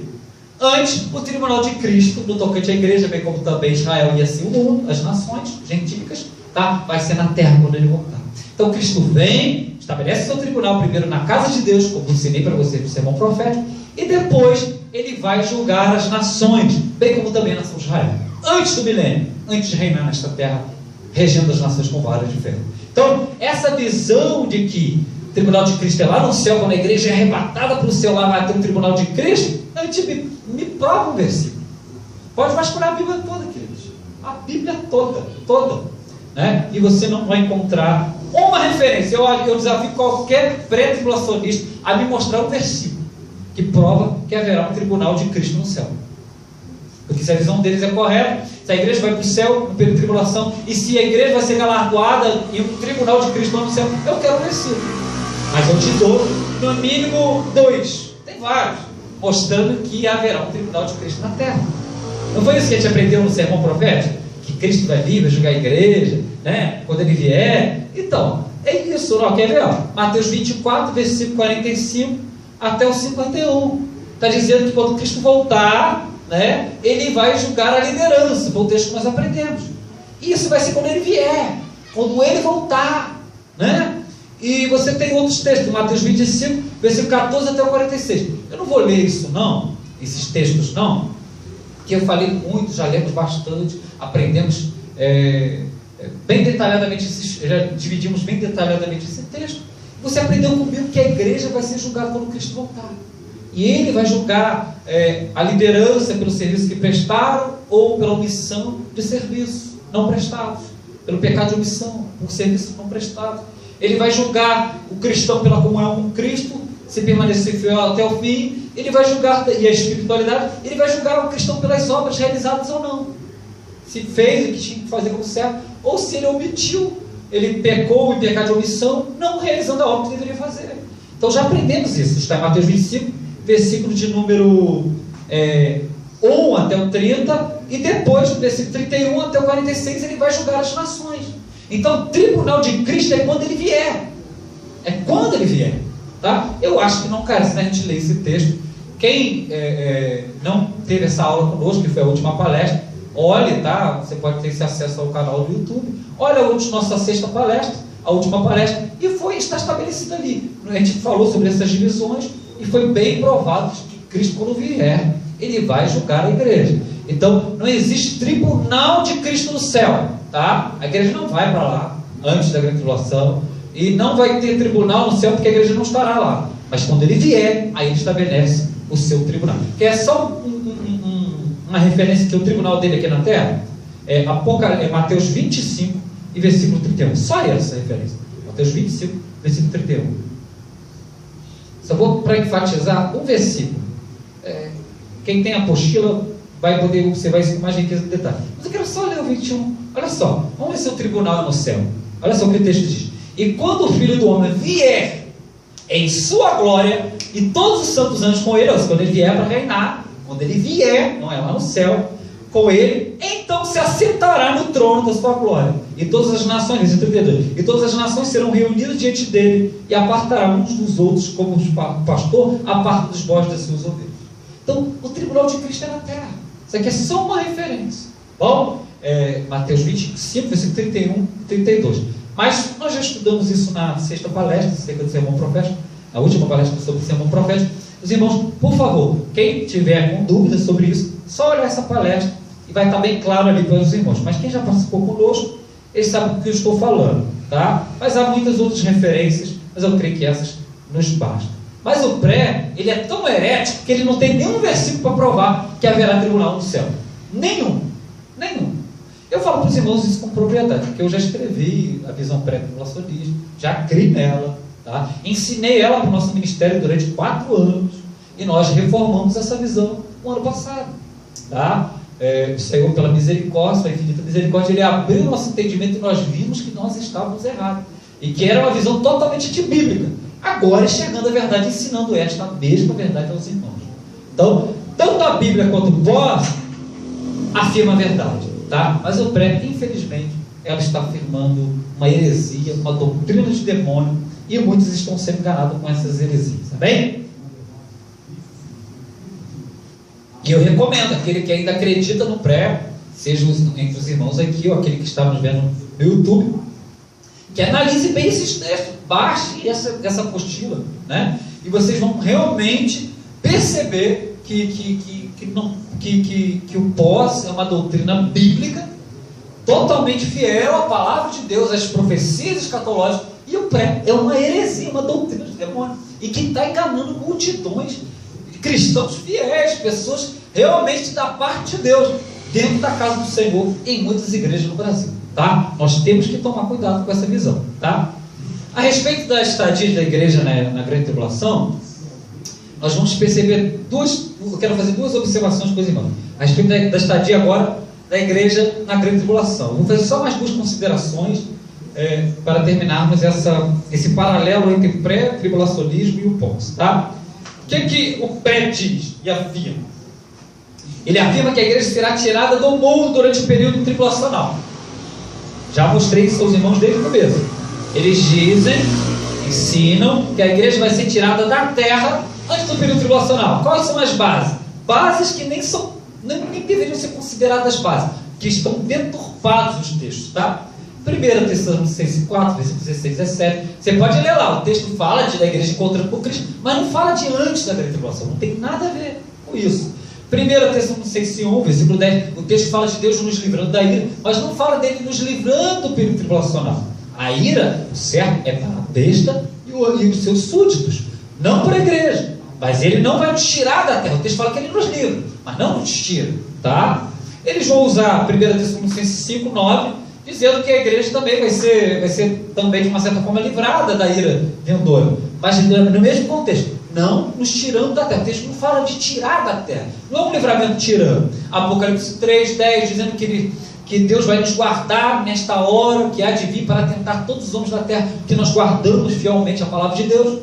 Mas não quer dizer que o guardar aqui significa tirar da terra. A Bíblia não fala que a igreja vai sair, mas o guardar mesmo que um período de tribulação. Ou seja, como que Deus vai te guardar nesse período?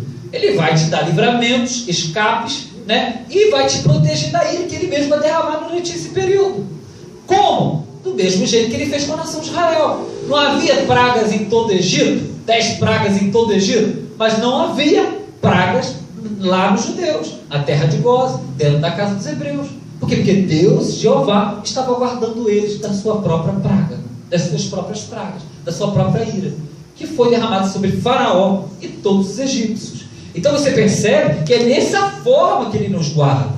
E o texto não fala de tirar da terra, né? Ele fala de guardar e não de tirar. Tá bom? Então são todas as bases que o pós e o pré utiliza, e são textos sem contextos, todos esses são sem contexto. Se você interpretar direitinho, você vê que não fala de tirar a igreja da terra. Nenhum desses textos, nem 1 Tessalonicenses 4, 16 e 17 fala de tirar da terra, 1 Tessalonicenses 1, 10 fala de tirar da terra, 1 Tessalonicenses 5:9 fala tirada da terra, Apocalipse 3:10 fala tirada da terra. Nenhum desses textos prova isso.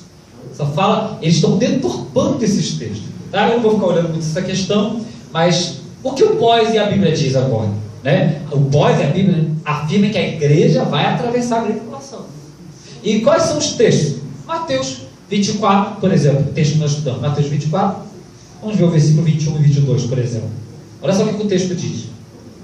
Mateus 24, versículo 21 e 22. Eu acho que está bem claro isso no sermão profético, nós estudamos bastante isso, ficou bem enraizado na nossa mente, de que nós iremos atravessar o período de tribulação, vamos ser perseguidos, o anticristo vai estar no mundo, perseguindo a igreja, né, porque ela é fiel a Cristo, é o testemunho.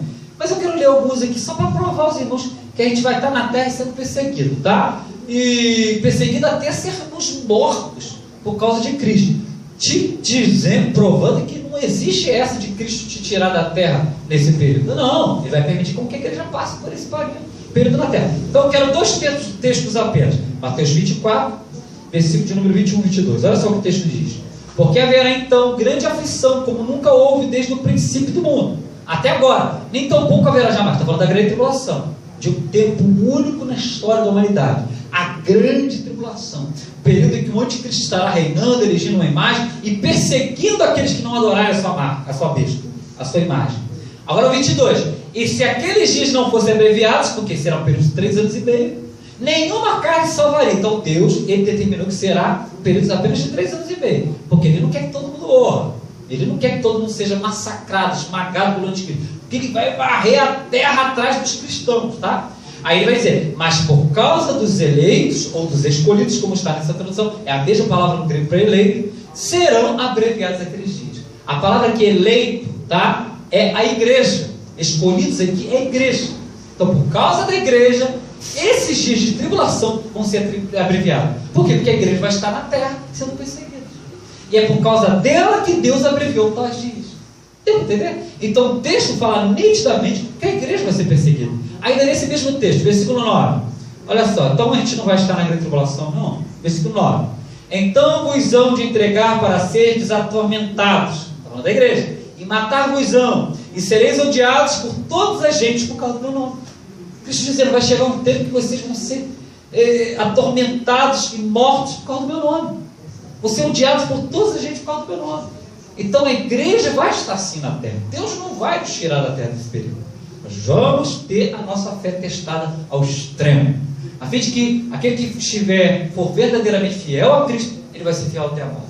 Mas aquele que estiver na igreja só por conveniência, nessa hora ele rói a corda e nega Jesus e vai adorar até, talvez até vai beijar na mão do anticristo no pé dele, dizendo que ele é Senhor da sua alma. Mas o verdadeiro cristão não, ainda que morra e veja toda a sua família sendo massacrada pela perseguição, ele não nega Jesus, porque ele sabe que ele morre aqui, mas ele irá viver com Cristo eternamente. Amém? E outro texto para poder terminar essa referência, Apocalipse 20. A gente usou bastante esse texto. Apocalipse 20, 4.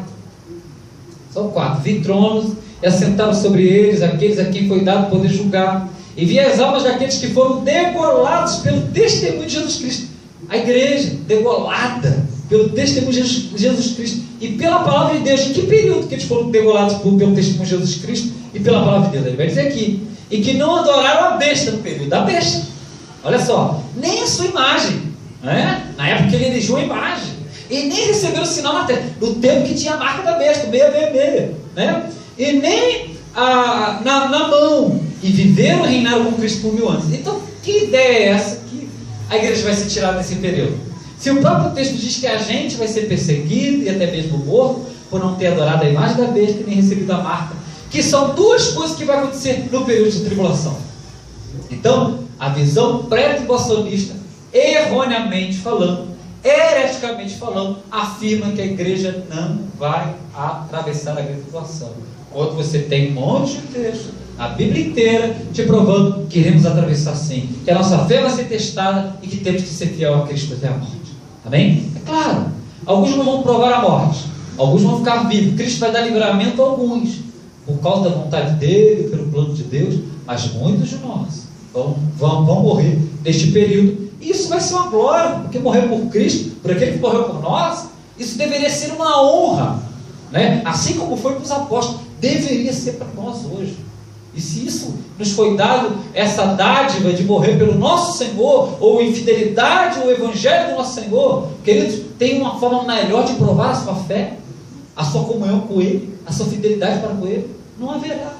Então, se você for fiel de morrer, for capaz de morrer por Cristo, então isso significa que o seu coração é dele verdadeiramente. Deu para os irmãos entenderem então esta parte? Então, só para os irmãos entenderem essa parte. Essa é mais uma prova de que a teoria pré-tribulacionista a visão pré-tribulacionista é uma visão herética, e que a visão correta, que a visão bíblica, é o pós-tribulacionismo. Deu para os irmãos entenderem essa parte? Deu? Amém? Então vamos dar continuidade. Outra coisa, só para os irmãos entenderem direitinho. A visão pré-tribulacionista diz que enquanto houver tribulação na terra, a igreja estará com Cristo no céu. É isso que a visão pré-tribulacionista ensina. Enquanto houver tribulação na terra, a igreja estará com Cristo 7 anos no céu, livre daquela tribulação, sem nenhuma perseguição, né? Estará lá no céu com o corpo glorificado, vivendo com Cristo 7 anos no céu. Só que você não consegue encontrar um texto na Bíblia que prova que a igreja estará no céu com o corpo glorificado. Mais uma vez, eu te desafio a qualquer pré-tribulacionista a me provar, com base bíblica, me mostrar um texto que mostra a igreja com o corpo glorificado no céu. Não há. Não há um texto na Bíblia. Isso eu falo com grande propriedade. Não existe nenhum texto da Bíblia que prova que a igreja estará no céu durante 7 anos com Cristo com o corpo glorificado, te provando que a visão pré-tribulacionista é herética. Por quê? Porque eles vão basear em textos que não tem nada a ver com essa ideia louca que foi desenvolvida pela visão. Olha só, o texto que eles vão basear para dizer que a igreja vai estar 7 anos com Cristo no céu, com o corpo glorificado. 1 Tessalonicenses 4, versículos 16 e 17. Onde o texto diz que quando Cristo vier, ele vai ressuscitar os mortos e transformar o corpo dos vivos, e assim encontraremos o Senhor nos ares para estar com Ele, eternamente com o Senhor. Eles usam esse texto para dizer o seguinte: então a gente vai estar no céu 7 anos com o corpo glorificado. Mas eu quero um texto na Bíblia que me prove que a igreja estará no céu com o corpo glorificado. Não existe. Te provando que a visão pré-tribulacionista é herética, tá? Agora, o pós-tribulacionismo, ele não afirma isso. Pelo contrário, ele afirma que a gente vai estar na terra, sendo perseguido e sendo provado rigorosamente até a morte. Tá? A fim de manifestar fé e fidelidade a Jesus, mesmo que pagando com o próprio sangue. Temos que vocês entenderem? Então, o pré, ele afirma isso, e é uma heresia. A igreja não estará com o corpo glorificado 7 anos no céu. Apenas, ela não será levada antes da grande tribulação, permanecerá com o seu corpo na terra, sendo perseguida, até Jesus voltar, onde ele vai transformar os seus corpos e também ressuscitar os mortos que lhe aguardam até o dia da sua manifestação. Que aguardam ouvir a sua voz no dia da sua manifestação. Então, temos que entender que a respeito da posição da igreja, ela vai estar mesmo na grande tribulação na terra. Isso é bem enfático. É a visão pós-tribulacionista. Esta é uma visão bíblica. E você percebeu comigo que o pré, até agora, ela não acertou em nada. E nos mostra que realmente é uma visão herética. Estamos, sim, há muitos anos aprendendo uma teoria no Brasil que é maligna, satânica, antibíblica, herética. Eu não quero ser persuasivo, mas tudo que vai contra a palavra de Deus é herético, é maligno. E tudo que vem para enganar a igreja e diluir do seu entendimento a única verdade estabelecida na palavra é herético, é maligno. Tudo aquilo que vem para te enganar é maligno. Porque Deus, ele fala claramente, abertamente, igual Jesus lá no Monte das Oliveiras. E o diabo, ele fica tentando te enganar para você achar. Não, você vai ser arrebatado antes, né? Não estou falando que os irmãos que pregam essa doutrina são servos do diabo. Eu acredito que a maior parte que prega essa doutrina no Brasil estão enganados, não estudaram pontualmente os textos, como eu, ensinam erroneamente a visão pré-tribulacionista. Eu ensinei durante 4 anos. Escrevi uma apostila inteira sobre isso. Ensinei no ministério essa visão durante 4 anos. Porém, pela misericórdia de Deus, o nosso entendimento foi aberto. E agora percebemos que estávamos errados. E consertamos essa questão, né? Agora acreditando que a visão correta é o oposto. Não que eu mudei da verdade para o engano. Não, antes eu abandonei o engano para a verdade. Saí das trevas agora para a luz. O objetivo de ensinar pontualmente a verdade de Deus. É por isso que o pós, ele está todo revelado na Bíblia. E o pré, ele pega os versículos, mas sem contexto, e engana as pessoas. A verdade é que as pessoas, da maior parte dos irmãos que creem nessa doutrina, e que pregam essa doutrina, estão sendo enganados, tá? Eles estão debaixo de ignorância. Falta neles mais estudo, tá? Mais estudo escatológico da Bíblia. Eles precisam estudar mais expositivamente os textos, analisar melhor a visão que eles acreditam que é o pré, e então eles vão perceber que tem um monte de erro, um monte de heresia, como eu estou mostrando para os irmãos. Não estou dizendo que essas pessoas, esses irmãos nossos, que creem no pré, ignorantemente são servos do diabo. Eles estão sendo enganados por uma doutrina de demônio. É uma doutrina, tá? Que foi pregada no Brasil há 100 anos atrás, já há mais de 100 anos isso é ensinado no Brasil, porque foi trago pelos americanos que evangelizou o Brasil, foi os Estados Unidos. Os missionários americanos que evangelizaram o Brasil trouxeram essa doutrina herética, que já tinha 100 anos nos Estados Unidos, hoje totalizando 200 anos nos Estados Unidos, uma doutrina que acabou com a visão escatológica dos Estados Unidos, da igreja dos Estados Unidos, contaminou a igreja de engano e que está enganando no Brasil já há 100 anos. Mas pela misericórdia de Deus nós estamos aprendendo hoje que isso não passa de engano. Então o correto é que a igreja vai atravessar sem a grande tribulação. Você aprendeu isso comigo e eu creio que você não tem dúvida disso depois de uma palestra como aquela que já fizemos sobre o sermão profético. Amém? Temos irmãos entender? Então esta é mais uma parte. E agora a última etapa que eu quero considerar neste paralelo, para terminarmos entre o pré e o pós, é que no tocante às bordas do cordeiro, elas também vão se divergir. Vamos ver um choque, tá? Entre o pré e o pós na discussão sobre as bordas do cordeiro. E o que o pré afirma? O pré afirma que as bordas do cordeiro serão no céu. A base deles é Apocalipse 19, versículo 7 até o 9. Apocalipse 19, versículo 7 até o 9. Só que você vai ler o texto e diz que quando a igreja está vestida pela justiça dos santos, quando a igreja está totalmente adornada pela veste linho branco, que é a justiça dos santos, então é chegada às bordas do cordeiro. Só que não há uma continuidade, o texto não continua dizendo que as bordas é realizado no céu, mas que chegou a hora. Por quê? Porque Cristo, a partir daquele momento, em Apocalipse 19, porque do 7 até o 9 ele fala que é chegada a vida das bordas, e no 11 Cristo vem, e depois disso ele estabelece as bordas. Então as bordas é depois dessa situação. Então ele cita que é chegada às bordas. Por quê? Porque depois que Cristo vem do 11, no 19 ainda de Apocalipse, do 11 para frente, ele vai estabelecer as bordas, uma vez que as bordas não é no céu, porque a igreja não vai ser arrebatada para o céu, a igreja não estará com o corpo glorificado no céu, não haverá tribunal no céu e também não vai haver bordas no céu. Então a visão pré-tribulacionista engana-se, engana as pessoas dizendo que haverá umas bordas no céu, quando na verdade as bordas vai ser na terra. As bordas do cordeiro é uma menção metafórica do banquete triunfal de Cristo. Ou seja, quando Cristo vier para reinar, ele primeiro se apresenta ao mundo, todo olho vê em poder e glória, ele recebe os seus, ele julga e peleja com justiça contra o exército da besta, lança o anticristo e o falso profeta no lago de fogo e enxofre, amarra o diabo por 1000 anos. Depois disso, o que ele faz? Ele julga a igreja. Depois de julgar a igreja, ele julga as nações, dentre elas a nação de Israel.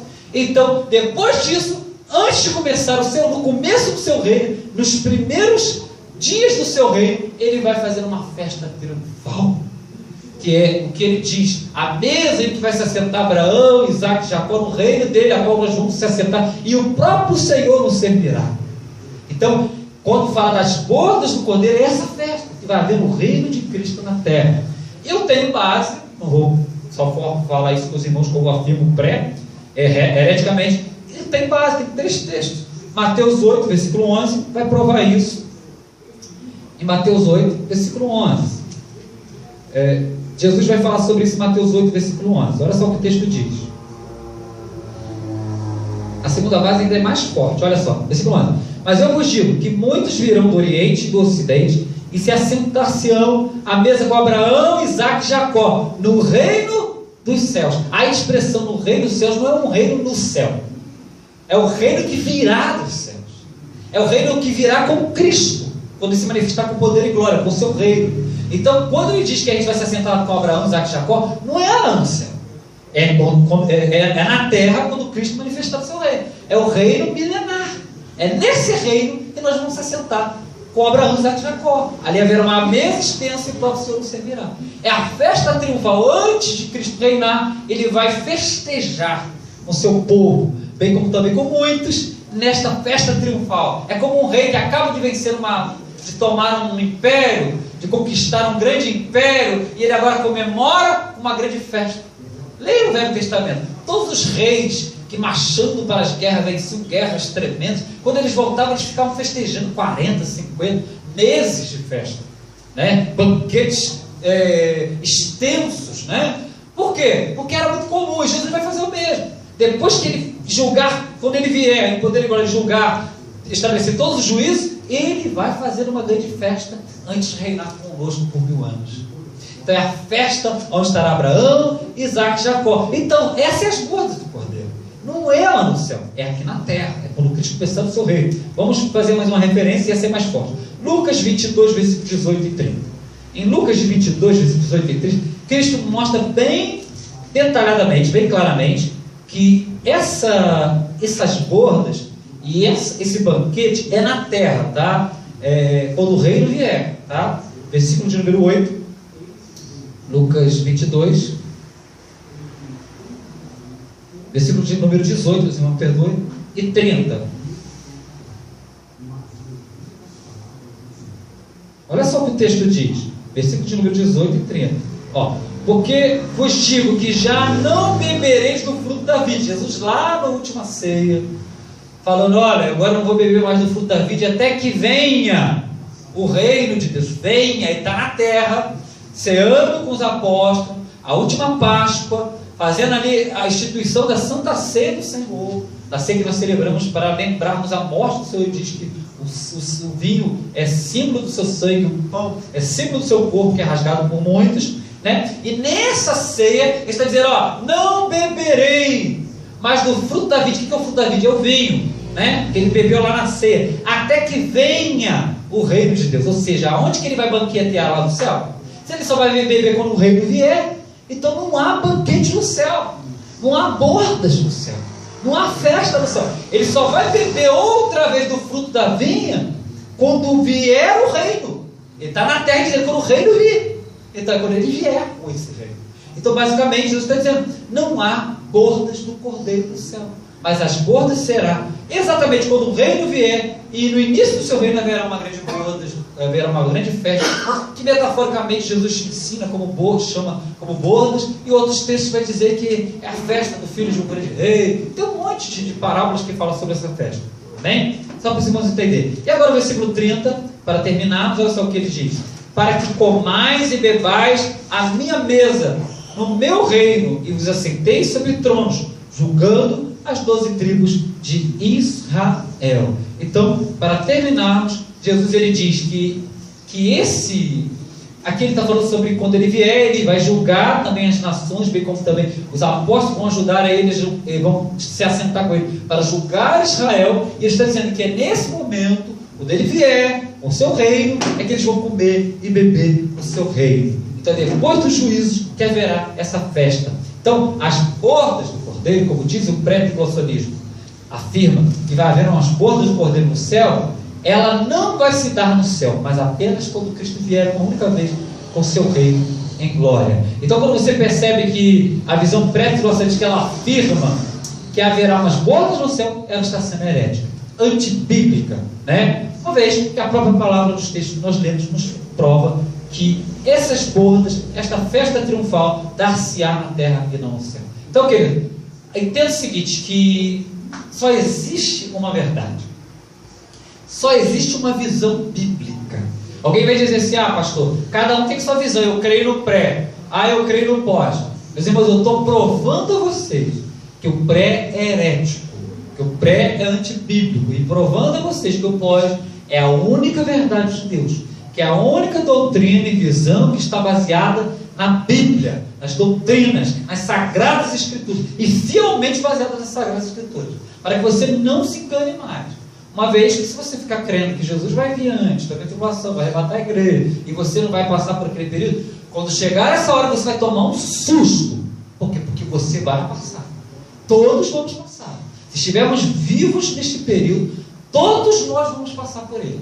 E eu alerto aos irmãos, né? Sejam fiéis, sejam fiéis até a morte, porque vocês terão uma vida eterna para desfrutar ao lado de Cristo. Então eu não ensino a minha igreja, eu não afirmo que o pré-tribulacionismo é uma visão bíblica, não é. Ela é antibíblica, é maligna, tá? Muitos irmãos nossos estão enganados, pastores, amigos meus, colegas estão enganados, mas é uma visão antibíblica. Eu oro para que eles abram seus olhos. Quem sabe muitos desses vão ver um vídeo como esse, né? Ou através de vocês, eles irão abrir os seus olhos por meio de uma conversa, um diálogo, vocês vão abrir as escrituras. Quem sabe as escamas da ignorância caem por terra, eles possam enxergar a mesma verdade que nós, né? Mas você aprendeu comigo que entre o pós e o pré, a verdadeira visão bíblica é o pós-tribulacionismo. Amém? Então não há duas visões bíblicas, mas uma só, é o pós. É o que ensinei a vocês no sermão profético, nós aprendemos. Por que você ensinou então essa visão? Porque é que você crê? Não, porque aqui é a única que eu acredito que é a verdade de Deus.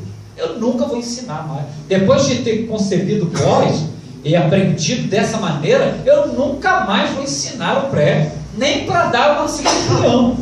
Eu não concordo, eu acho que a verdade é uma única, e nós temos que estabelecê-la como o único caminho de Deus, né? A fim de que haja apenas uma edificação no corpo, e não dúvida, engano, coisas que podem levar muitos à perdição.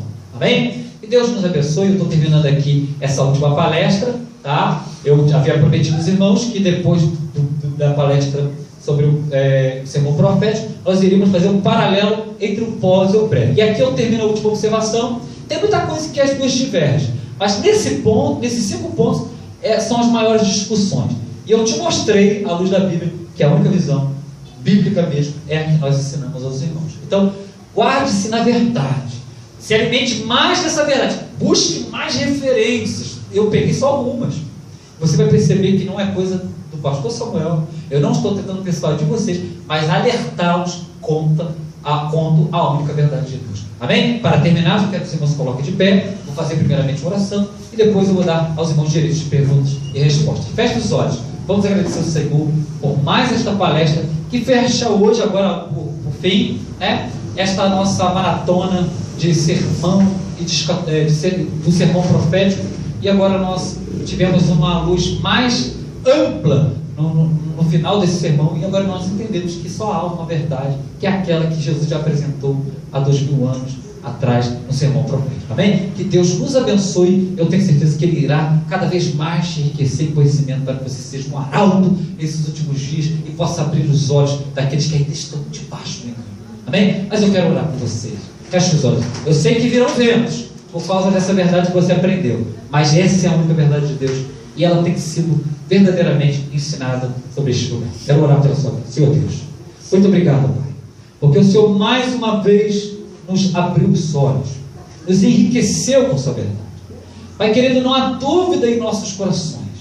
Eu estou grato porque o Senhor nos deu, Pai querido, término nesta maratona.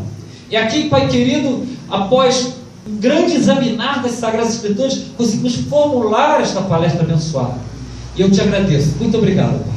Que agora o Senhor enraize esta verdade no coração dos meus irmãos que aqui estão, e daqueles que irão ver este vídeo, Pai querido, na internet. Que o Senhor venha verdadeiramente confirmar esta verdade, e não permitir que os teus filhos, os seus eleitos, venham permanecer debaixo da ignorância, antes que todos possam chegar ao conhecimento da verdade, por meio desta luz que foi muito clara aos nossos entendimentos. Seja conosco, abençoando e confirmando a fé de cada um, é o que te peço, em nome de Jesus. Amém e amém.